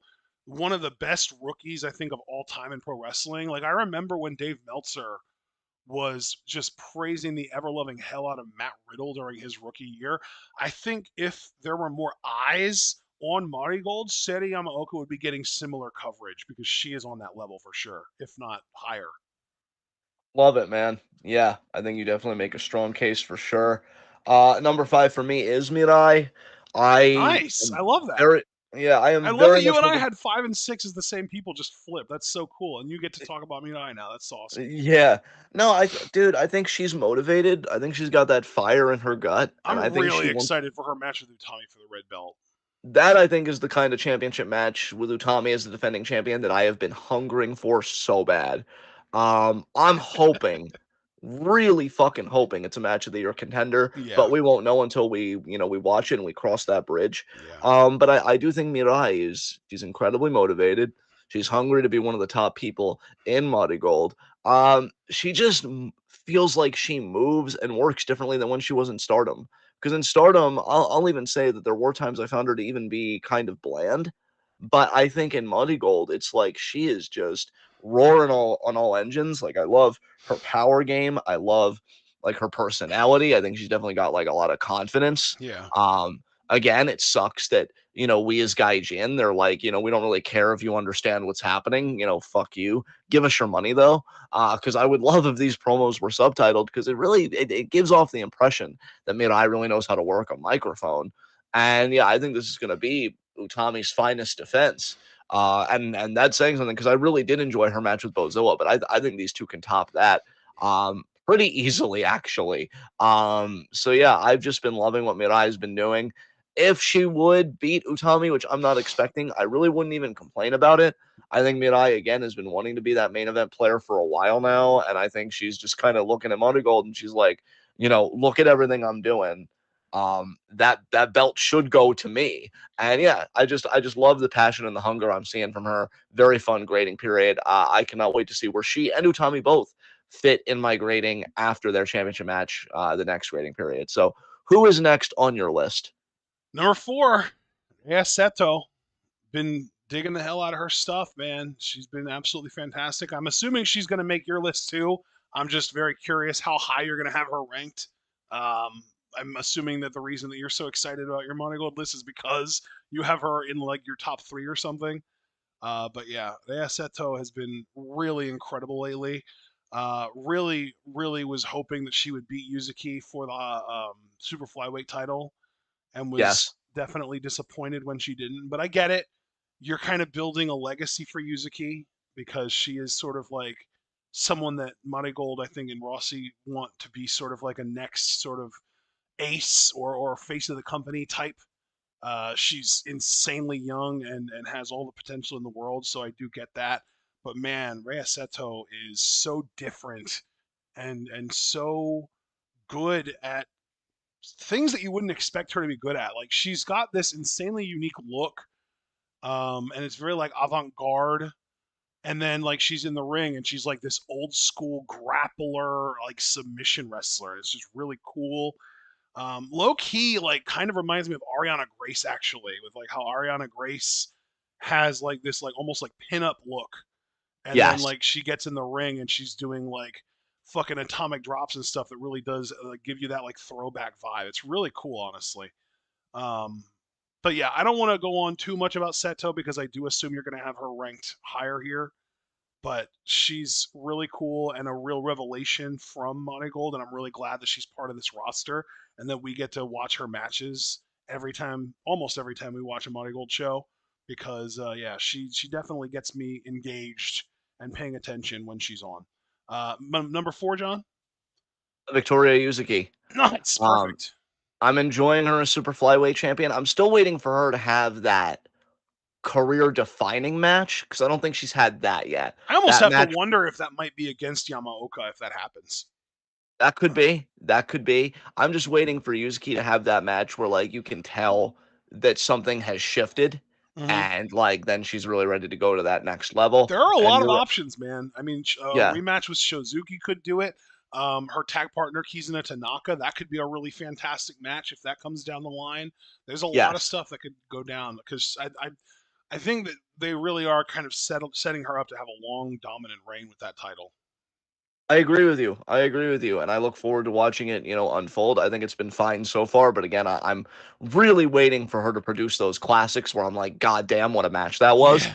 And I just don't think that's happened yet for me. But that's different from saying that she's not capable of it. I think she's absolutely capable of it.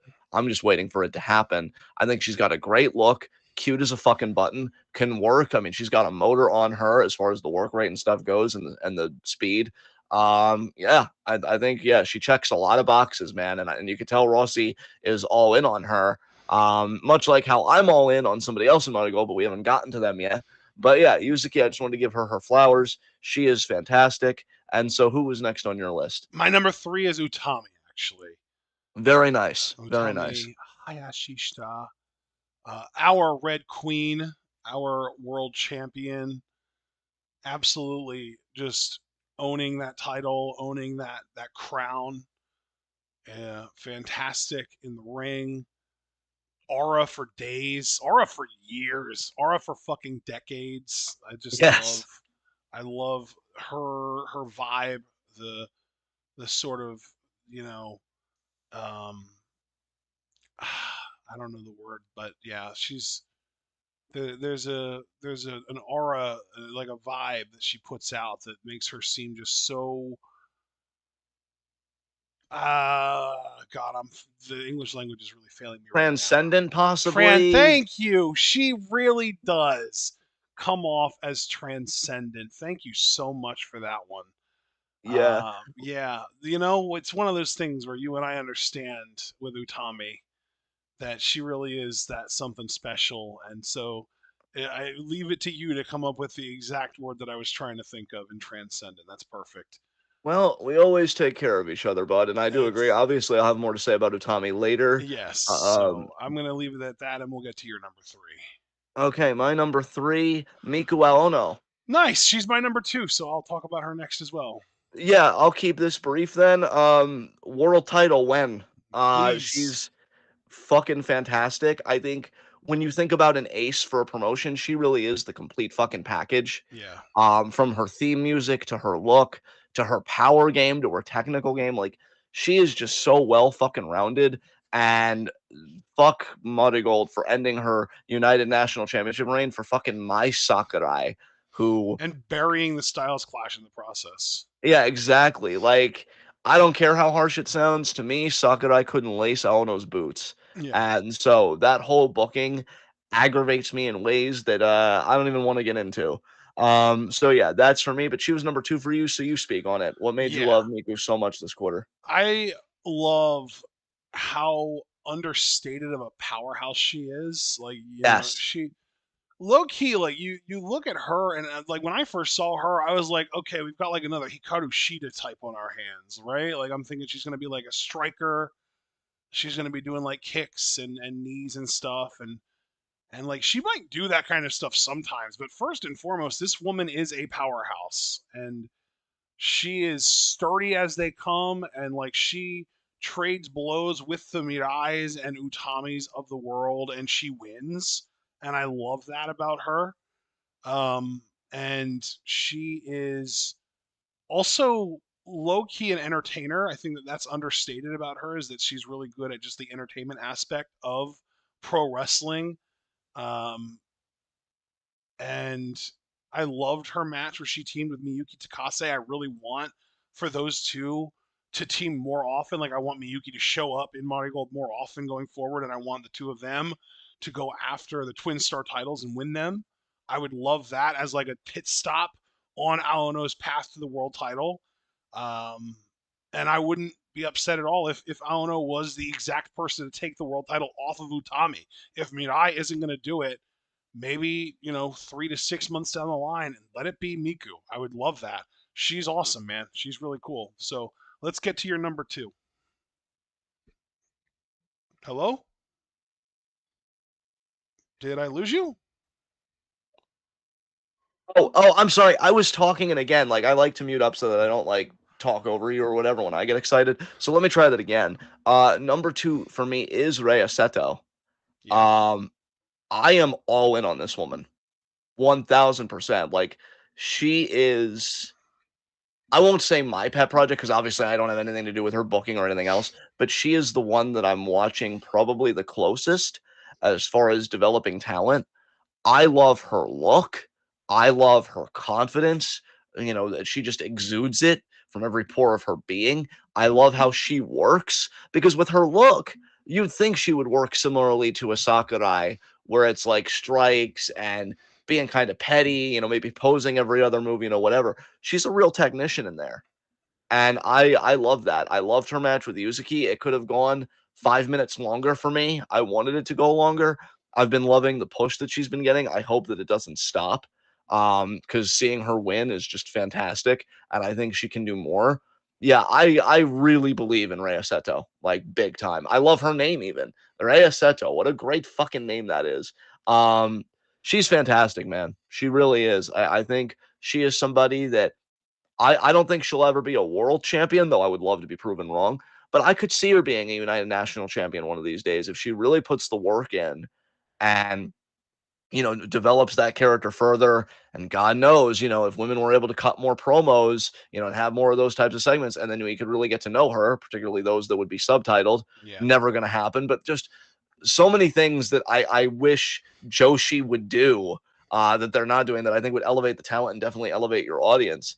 But yeah, I just think Rhea Seto, she's incredible. I was so happy when she was going to get her match with Yuzuki, and I thought it was a solid match. Again, it could have gone longer for my liking, but I think she really showed out. And yeah, I'm really looking forward to seeing what the future has in store for her. So who is next on your list? I am actually going to keep this brief because I've already had her at number 1 several times in the past. Natsumi Shozuki still number 1 for me. Um, Yes. just a killer, awesome in the ring. I love the vibe. I love the move set. I love her sense of urgency in the ring, and I don't even feel like I need to add anything to that. If you want to hear me talk more about her, there are plenty of other Five Fave Fives where I've had her at 1 or 2 that you can go back and listen to. Um, I had her at 3 last time.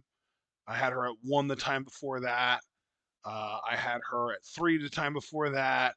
I had her at 2 the time before that. Like she's always in my top 3. I had her at 1 the time before that, which I believe was the first Monty Gold Fave 5 that we did. So she's always at 1, 2, or 3. She came in at 1 this time around, and yeah, that's with good reason because she is just that damn good. So let's move on to your number 1, who everyone also knows who that is, and it is Utami. Yes. Yes. Not much to say here. I will say that when you called her transcendent, You I called actually, her transcendent. That was your word. you know that that's what you meant though, so I will still give you credit because that's what you wanted to say. You just needed some help finding the word. Um, and that makes you precious. Um, but yeah, when you called her transcendent, um, I actually went to the Marigold channel because I know that she had that press conference recently with Mirai. And I just love Utami's look in that press conference. She's got the shades going on. She's unbothered. She's like, man, I don't know why you're mad. Are we mad? Are any of us mad? No, I don't know why you're mad, Mirai. Relax. I genuinely want to hear this woman tell somebody else in Japanese to simmer down. I might not survive. But How would you she's know that she's saying that though? I would feel it in my heart where every other important thing happens. Um, God, I can definitely tell that I'm starting to go off the rails a little bit. I'm glad we're gonna be wrapping this up soon. But no, she's a terrific champion. Again, I think her World of Stardom championship reign is the stuff of fucking legends. Yeah. You were saying earlier, like revelations of the decade and stuff.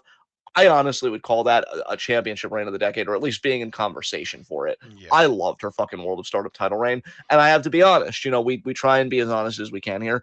I don't think the Marigold reign has even come close to living up to that. Hopefully, it could start with the Mirai match, but I just love Utami regardless. I mean, that's kind of the thing because even in Utami, that's at 60%. I would take over many people and they're 100%. I mean, that's just how hard I ride with her. I agree So, though. You're right. yeah. Yeah, like I just think she's incredible. I love her confidence. I love just again that she's soft spoken because she lets her in ring do the talking, and she's shown more personality in the ring. When she had that tag match recently with Mirai across from her, and there was like a pose down happening, and then Utami got offense, and then she was doing the Hulk Hogan poses. I'm like, there you fucking go, Utami. Everybody's like, Utami never emotes. Does she even feel anything? Yes, she actually feels deeply. You fucking mark. Learn how emotions work. God, Christ. those people are assholes. Dude, I hate so much face that isn't mine or your it's unbelievable. It's unforgivable, honestly, but what can you fucking do? But no, I think she's really tapped into something in Marigold, and I will give Marigold credit for that, where I feel like she's enjoying being champion. I think she's feeling more comfortable with herself because I don't know what's a work and what isn't sometimes with Joshi, and maybe that's the biggest compliment I could give that culture. But we've talked about how Japan is capitalism on steroids, and I'll never Yeah. forget, in Stardom when Utami beat Shuri, she was kind of shaking cutting her promo because I wonder if Utami questions if she's good enough to be the top woman Yeah. in a promotion. Yeah. And I just want to hug her and be like, yes. Yeah. Like, have you seen everyone else? Like, definitely there are some gems for sure that should also get a turn. But also no. Like, We be need to on top invent a forever. cure to low self-esteem. We would become so rich so quickly. We would. Being rich equals power. So you would have to rein me in before I would turn heel, but I think we would do Wow. great. Um, very confident. Hey, listen, Seth Rollins, I don't even know if Seth Rollins fits the bill. Joe Goldberg probably before him. I no longer love douchebags. I've upgraded to just sociopathy, honestly. If you're a sociopath and you do that stuff, like if Utami would turn heel and just use people and be soft-spoken but also malevolent, I mean, I don't know. I might fall in love 5 times as hard. And does that speak to really concerning things about me? Maybe it's not about me right now. But, What whatever if it Utami was does, about you right now, though? we're gonna gloss over that. But if Utami does kind of play with her character more, because this is the point that I want to come back to, I do feel like she has become more expressive and having a bit more fun and stuff, and I love that just for her on a very It's human the tongue level. ring. Yeah, dude. Oh god. Uh, god damn. Fuck. But no, I love that she feels more free spirited in the Stardom ring. If they want to play with her character more, like I mean, hell, we have a Kamitani Hill run. Has it been great? Not really, but I mean, you miss 100% of the Depends on who shots you you don't take. ask, honestly. I know a lot of people like it. Yeah, I know, and I'm happy for those people, but I I'm just was like, literally waiting for you to say, yeah, I know a lot of wrong people too.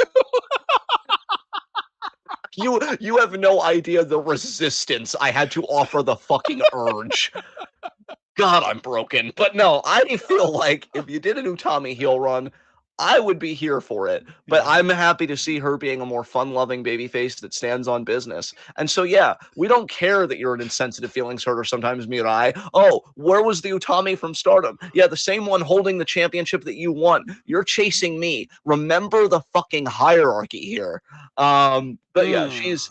she's fantastic. I can't wait for her and Kamitani to reunite because I think their friendship was healing me in ways that I didn't understand. And then when it was ripped from me, I had very strongly worded opinions about it. None of them good.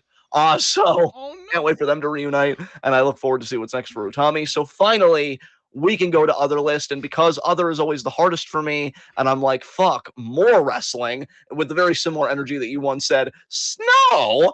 I'm like, other promotions, and so I did not do an honorable mention. I'm barely proud of my Fave Five as it is, so we're just gonna let you drive, homie. What do you got packing for us today? You popped the shit out of my mom, by the way. Excellent. My three honorable mentions. I really worked overtime for these. Oh, wow. Going from 8 to 6. Okay. Mizuki from TJPW, Konosuke Takeshita, and Willow Nightingale.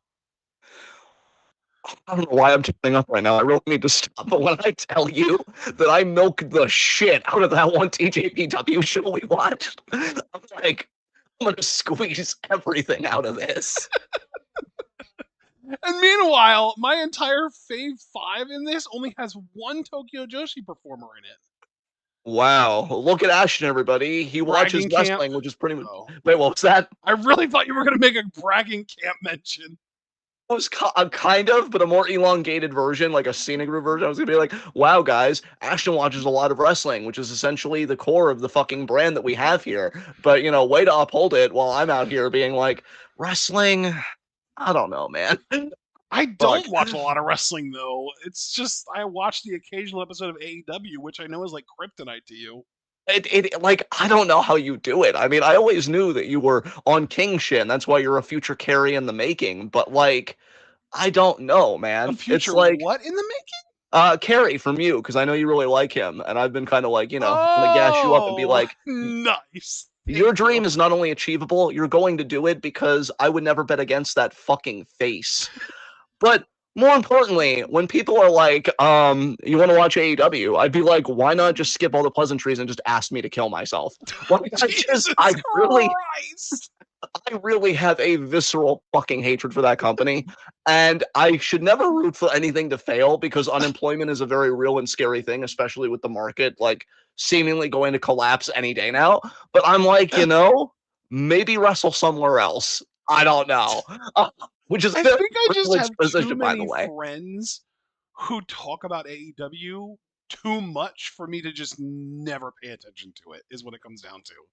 I I feel like you're way more disconnected from the AEW fans and lovers than me, like more than me. Dude, no, this is why I'll give you the leg up though, because you're paying attention and you should. But I mean, I even feel bad because you're like, man, Mercedes and Athena really cooked tonight, and I'm just like, man, I really am happy for them. But yeah, I'm just gonna eat my burger that I cooked over here. Thanks. I don't need to see what they're cooking because on an AEW grill, it's like propane versus charcoal. They did that whole thing on King of the Hill. Hank fucking found a piece of charcoal in the house. And he's like, why would you bring this into our home? And he was trying to defend propane, even though we all know propane fucking sucks, at least I in was that gonna say universe. I prefer charcoal, thanks. Yeah, like Bobby even said, because he, Gives the food what a did better Hank flavor, say? Dad. Yeah, I think Hank said something about like, you don't get that from a clean burning fuel. And then Bobby was like, and you don't get the rich smoky flavor either. And Hank was like, you watch your mouth. Nice. That's pretty much me with AEW stands. Like you are so proud of something, and I want to ruin it for you so bad. But rather than be that That's unhealthy, so unhealthy. Holy shit. I, I rather than be unhealthy, I do the one thing that should be considered a crime against humanity, and I shut my face hole. Um, Wow. so all of that being said, number 5 for me was Samoa Joe. Oh, nice. Because yeah, I watch. Here's the crazy fucking thing. I apologize for nothing. I personally feel like I ate. I know other people will disagree. That's cool. Be wrong, but I do watch clips. of AEW.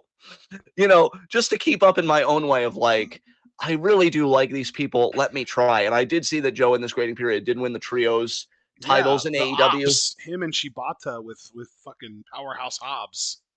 Fucking trio, huh? Yeah. And yeah, I saw the Coquina clutch finish and I was like vibing with the theme. Then I like listened to the theme. Then I listened to Joe on some interviews and I'm like, we always talk about locker room leaders and people that I would love to have in a locker room if I was a booker. I'd love to have a Samoa Joe in my locker room. Like, let's remember, folks, that when all the clown shit was happening on AEW, so, a day that ends in Y, Joe was one of the Yes. few people that just stood on business, didn't Mm-hmm. speak out against the company, didn't get involved in the drama, knows how to fucking use Twitter. Um, he's it's king shit. It's fucking king shit. I'm happy that Joe is also branching out, doing other stuff because we know Twisted Metal and other stuff. I think he's a wonderful human being. I think he's a credit to the business. And seeing him as 1/3 of the trios champs with fucking Hobbs and Shibata, kudos to you, AEW. It took a while, but you did something really fun. And I love that for you. So we'll see how long it lasts. So who's number 5 on your list? Oh my god, your attitude is so good right now. Number 5 on my list is Megasis, Megan Bayne. She was my number 4, actually. So yeah, Nice. I cool. love Yeah. that for you. So I have her on here mostly for her AEW work, but she also had a match with Bozilla on the big fucking Joey Janela show over the WrestleMania weekend, where she absolutely fucking cooked because it's the first time in her goddamn career she got to face someone actually bigger than her. She was doing fucking topes and coming off the top rope and shit. Megan went fucking nuts in that match, and her work at AEW has been incredible.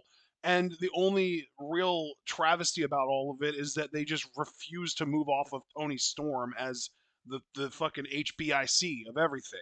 So yeah, that's a whole thing. But yeah, Megan's been unbelievable. Like she's really out here just proving to everyone that she is like in that tier of like one of the best female wrestlers on the planet right now. She's fucking incredible. Yeah, we don't have to feign the love for Bane. It's That's for true. damn sure. Yeah, got him on point right now. But Yeah. yeah, she's fantastic. Um, really, it's a shame that Tony is such a priority. I know that this is a bit of a reach, but Tony is so emphasized in the women's division. It does super low key, just to stress that part. Give me Tam Nakano vibes in Stardom, and I'm like, when you build a whole division around one person, that's not going to be a healthy division for long. Um, Unless that one person is like an amazing dominant heel who you can just fucking throw hopeful underdog baby faces at, and then when they bounce off, it's like, okay, well, who's going to be the one to overcome this dominant heel? And then when someone finally gets the rub, it's this big deal. That's why fucking Roman worked for so long. yes, yes. But like No, I think she's great. long reigning babyface champions is just not it for me, brother. Oh, no, not at all. Not at all. Because, again, that could be a whole video essay in itself. I'll just leave it to say that I do agree. Megan Bain is wonderful. I hope the best is yet to come for her. I think she's very talented, a great fucking worker. And yeah, I mean, these are people, like, I'm going to be honest again. And it is heavily biased because if you couldn't tell by now, folks, really don't like AEW and I don't watch it. I would like to see Megan Bain in WWE one of these days. It will But I happen. don't know if that'll ever happen. I think it will. Um, I genuinely think it will. She's only 26 years old, brother. We've got yeah, a solid decade at least. I would be willing to bet that she's going to be in WWE. I'll even say within the next like 4 years, honestly. But before she's 30, I would guess she'll be in the E. Especially because like if Mariah's coming, that's going to be the fucking dam breaking. There's going to be a fucking flood of AEW talents going to be wanting to come over to the E. God, you're so right. How does it feel to be so right so often? I God, don't it's know, beautiful. man. It's hard to say when it's not always there. Like, I try to be right, but it's not the most important thing. It is true. I would also consult my face on the subject, but I'd probably get like Magic 8 Ball-esque results. So yeah, Megan Bain was number 4 for me. So who is next on your list? Number 4 on my list is someone I've already mentioned, and that's Mariah May. Yes. She's only wrestled 3 matches in this grading period, and she is still just such a fantastic talent that I still put her on my list, and I still even put her above Megan Bain, who's also a fantastic talent in her own right. Uh, man, I really hate that they haven't used Mariah since that Tony ending. I forget the name of it. Hollywood ending, I think it was match. Yeah. Uh, yeah, man, it's Mariah. I I think it like if you wanted me to rank every women's wrestler in the fucking world right now, Mariah would probably be top 3. Yes. I think her biggest competition is Rhea and Io. Those are like that's my top 3 right now in terms of women's wrestlers just in the world right now. And Yes. I think just because of the fact that Rhea and Mariah can both cut good English promos, I would probably rank them both above Io. And then it's like neck and neck between Mariah and Rhea as to who would be number 1. I'd probably have to go Rhea at 1, but it would be close enough that like Mariah is just like on that level. It's crazy. Um, but yeah, man, I see Mariah as that type of talent though, is what I'm getting at. I think she's legitimately one of the best overall performers in the fucking world right now. And AEW is just like, okay, but we have this woman who cosplays someone from the 1920s and talks about tits a lot. Yeah. Can't you see that we have our priorities straight? No. Fuck. Yeah. So yeah, Mariah is just an exceptional talent, and I really, really hope that the Macho Man's old philosophy of the cream rising to the top really does come through with Mariah, because I want to see her reach the top of the industry within the next few years, because she really does deserve it. Yes. Yes, absolutely. Next up for me, Suzume, currently the International Princess Nice. Champion. That's surprising. I didn't even have her on my list. Yeah, I like, I like her spunk. I think maybe sometimes the cutters can be a little too like repetitive. And I'm looking for her to maybe diversify a bit the offense. But I think yeah, she's got great energy, great look. It's an interesting push for TJPW, and I do ask them all the time to push certain people, and I'm not going to be done being on that soapbox here in a few moments. But yeah, Suzume, at least they are. I think International Princess Champion is a good fit for her, and we'll see how far she takes it. I very much enjoyed her match on the TJPW show that we covered, and yeah, just that's all I got to say about that. So who's next on your list? Number 3, Athena. Excellent, excellent. It is such a shame that she has been getting hidden away behind an Honor TV or whatever the fuck it is subscription, because she is one of the best wrestlers, strictly from an in ring perspective, in the world right now.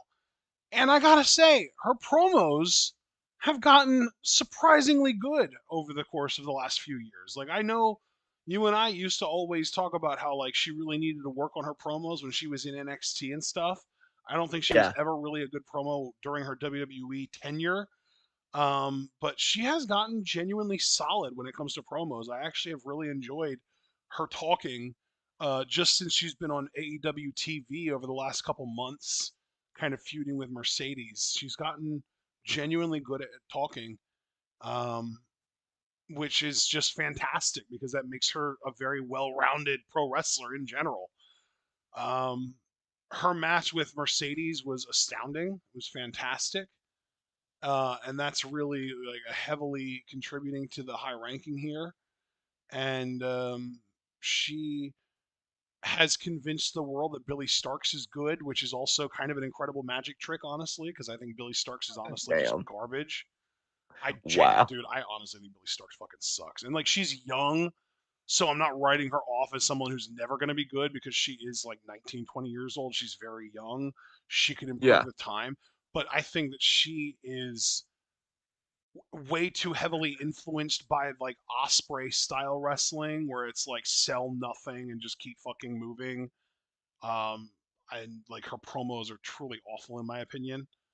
Um but hey, she's under Athena's mentorship, so people have bought in that Billy Starks is probably going to be the one that beats Athena for the ROH Women's title.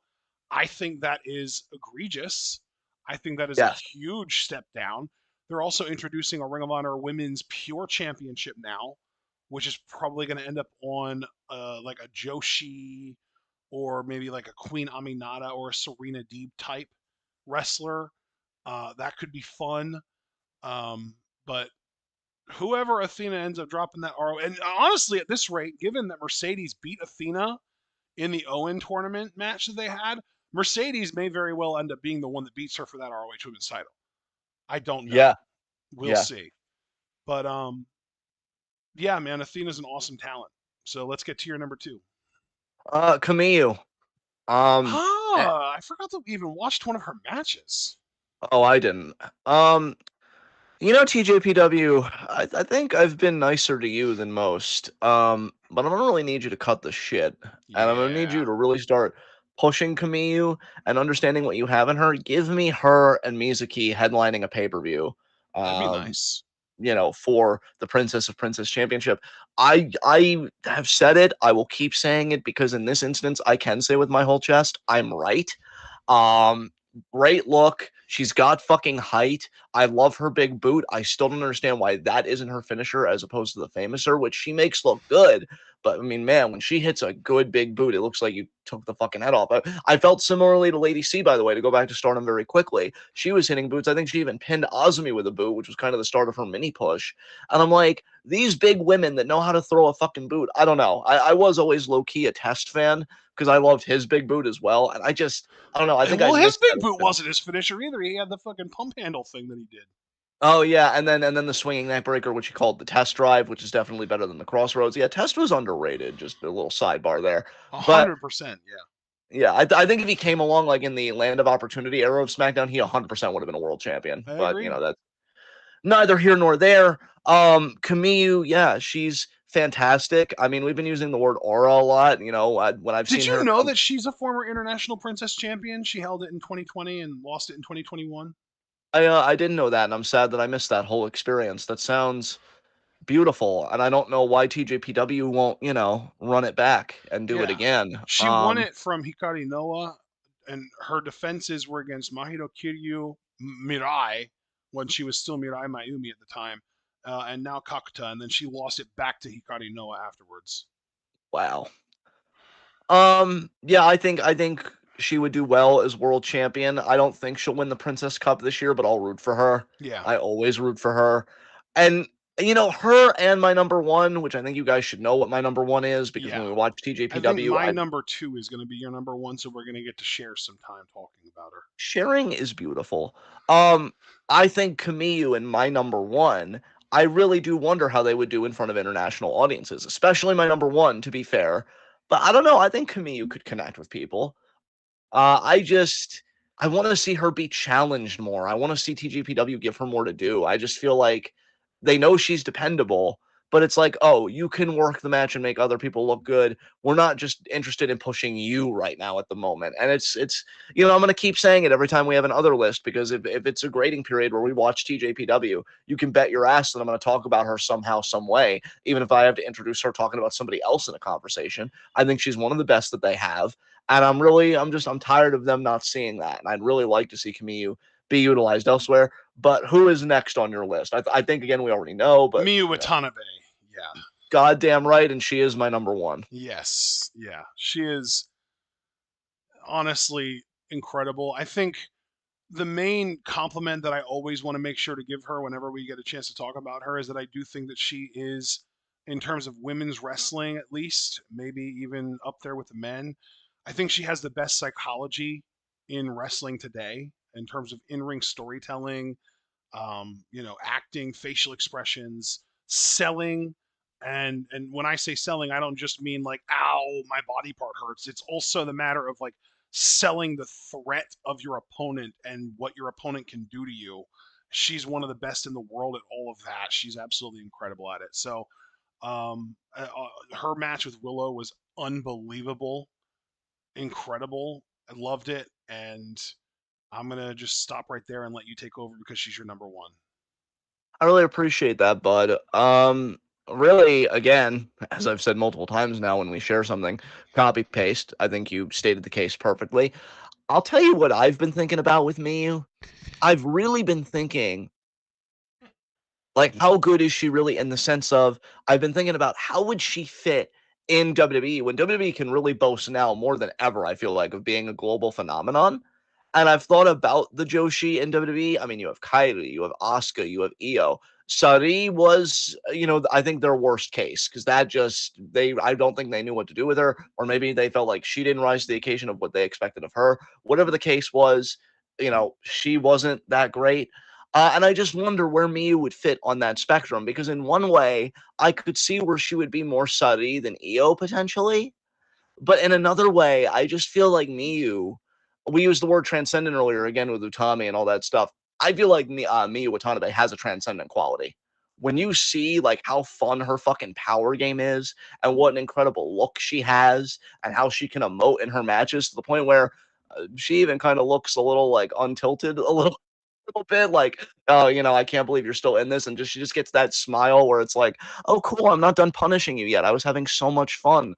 I there's just so much to love about Miyu Watanabe that I've wondered if she would ever want to take a shot at WWE. Now, the funny thing is, I see her fitting in AEW's whole aesthetic maybe better overall, but that's not necessarily a good thing because how hard would they push her until she would be on like Collision or something and like just have random matches to finish out her AEW run. I'm really in the days leading up to making this list, I was really thinking, how would Miyu do in the E? Because I was even thinking, bro, like I don't want Nia Jax to be near anybody. I will say this run has been a bit better than her first run, but I still think she's unsafe.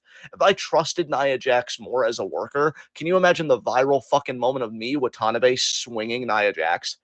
Like, I don't know. I almost am starting to wonder if TJPW is too small a pond for me. Very similar concerns that I had once upon a time for Miyu Yamashita. But I'll even go as far as say that I think I feel those concerns more with Watanabe. I think she has a lot to give. And I'll be honest, I was pissed when Willow beat her. And I think Willow's a fucking sweetheart. And she's definitely gotten a lot better. But like, this woman was just your world champion, and you're having her lose to Willow Nightingale.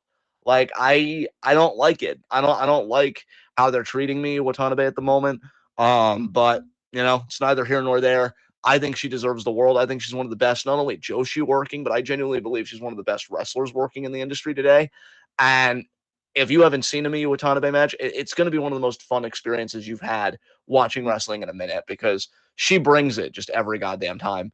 So that was that. Who is last on your list? It is really interesting to me that you bring up the E as far as Miyu goes because your Yeah, last pick, Kamiyu, I think would do better. I think Kamiyu is somebody who, with her length and her style and her appearance, even, I think that she has more of a Western appeal than the appeal to the Japanese crowds. I think that she would absolutely thrive working for either one of the big Western promotions, WWE or AEW.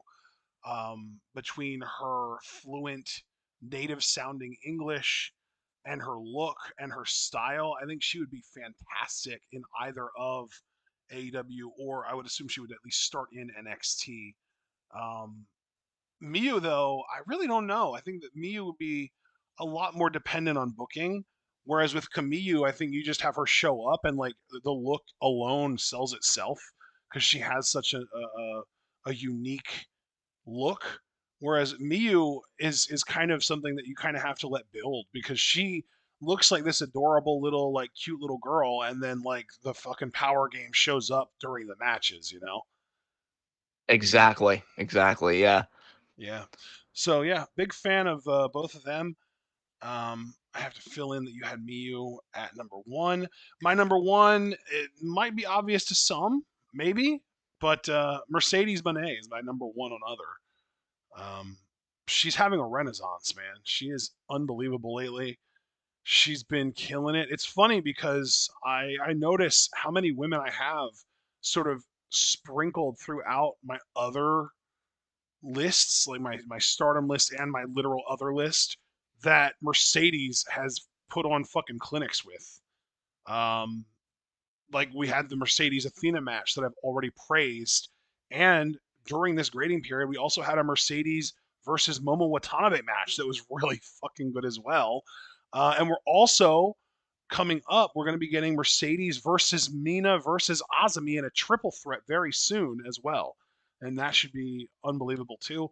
She is a I, I don't even know how to describe what type of heel she is, honestly, because it Yeah. changes so often. She'll go from chicken shit to, confident to, it's just all over the place, honestly. I think from a coward or from a character's perspective, she's a little bit weaker, but her in ring is just so strong that it kind of overcomes all of that. And I also do think that it's really cool that even if her character is kind of all over the place and you never really know whether she's going to be like a cowardly heel or a chicken shit heel or like one of the more like um steadfast like confident heels. She defends several titles constantly. She is always defending her titles. It is crazy. And now, not only is she constantly defending the title she already has, she's looking to add more. She like this is like belt collector Mercedes era because she already has the Rev Pro Undisputed Women's British Heavyweight Championship, which is two titles. She already has the TBS title and she already has the New Japan Strong Women's title. She defends the latter two with relative regularity. And now she's in the Owen in the finals because she beat Athena to get to the finals, trying to go after Tony Storm's world title. And having beaten Athena, she now also has earned herself a shot at the ROH women's title. So Mercedes is just in all the championship conversations.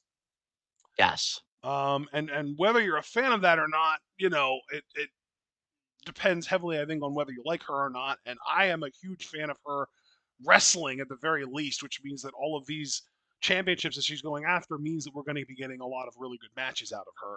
Because again, she defends her titles a lot, very frequently, and all those the more times that a champion defends their match or defends their title, the higher the odds are that you're going to land on an amazing match against a really good opponent. Because like we had the really good Statlander matches, kind of bridging over from last year to the very beginning of this year. We had the Momo Watanabe match a couple months ago, or might have even been last month. It was really good.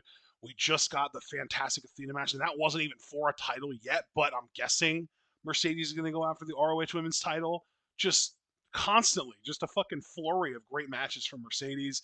And that's why she's my number one. Just too many good matches to deny. Said. Yeah, I All mean, right. Now, as great as Miyu Watanabe is, and she is amazing, she's had one amazing match during this grading period that we've seen, whereas Mercedes has had so many. that's perfectly fair. That is perfectly fair.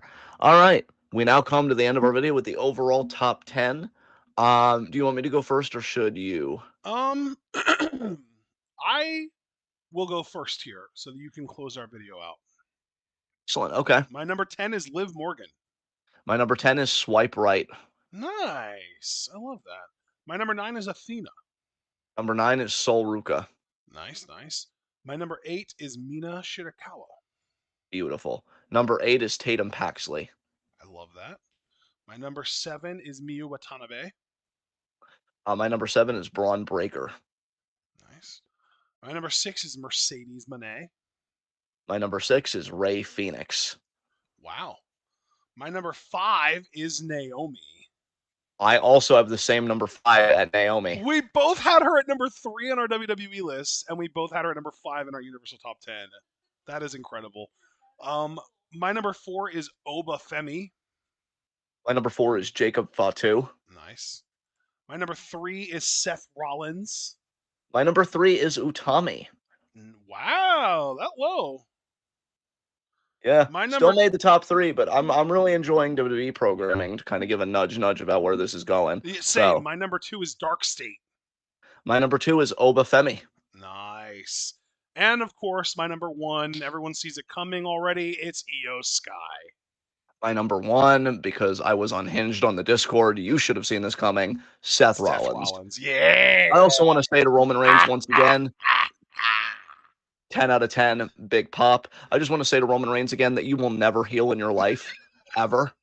I love that Seth just traumatized you over and over again. I want time travel to be perfected so I can watch you be traumatized over and over again and just pop every goddamn time. Fuck you, That's Roman Reigns. You're no longer my tribal chief. I am all in on the visionary and his vision for the business. Seth, sociopathic Rollins. I fucking love it. Let's fucking do it. So yes, with that said, guys, we have NXT in just a little over 10 minutes. So be sure to be there because we know women's tag titles are going to be on the line. There's probably going to be a lot of fallout from Stand and Deliver. well, the Also, women's I think title is going to be on the line too. Steph Roxy. yeah, and I definitely want to see that. That should honestly main event the show. I'm thinking it will. Yeah. So yeah, please leave a like if you follow out, subscribe, click the bell icon for notifications so you don't miss any of that TWitWoW goodness.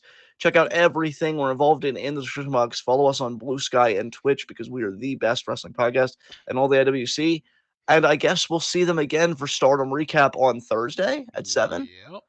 All right, so we'll see you guys then. Be good to yourselves and each other. Tune in and peace out.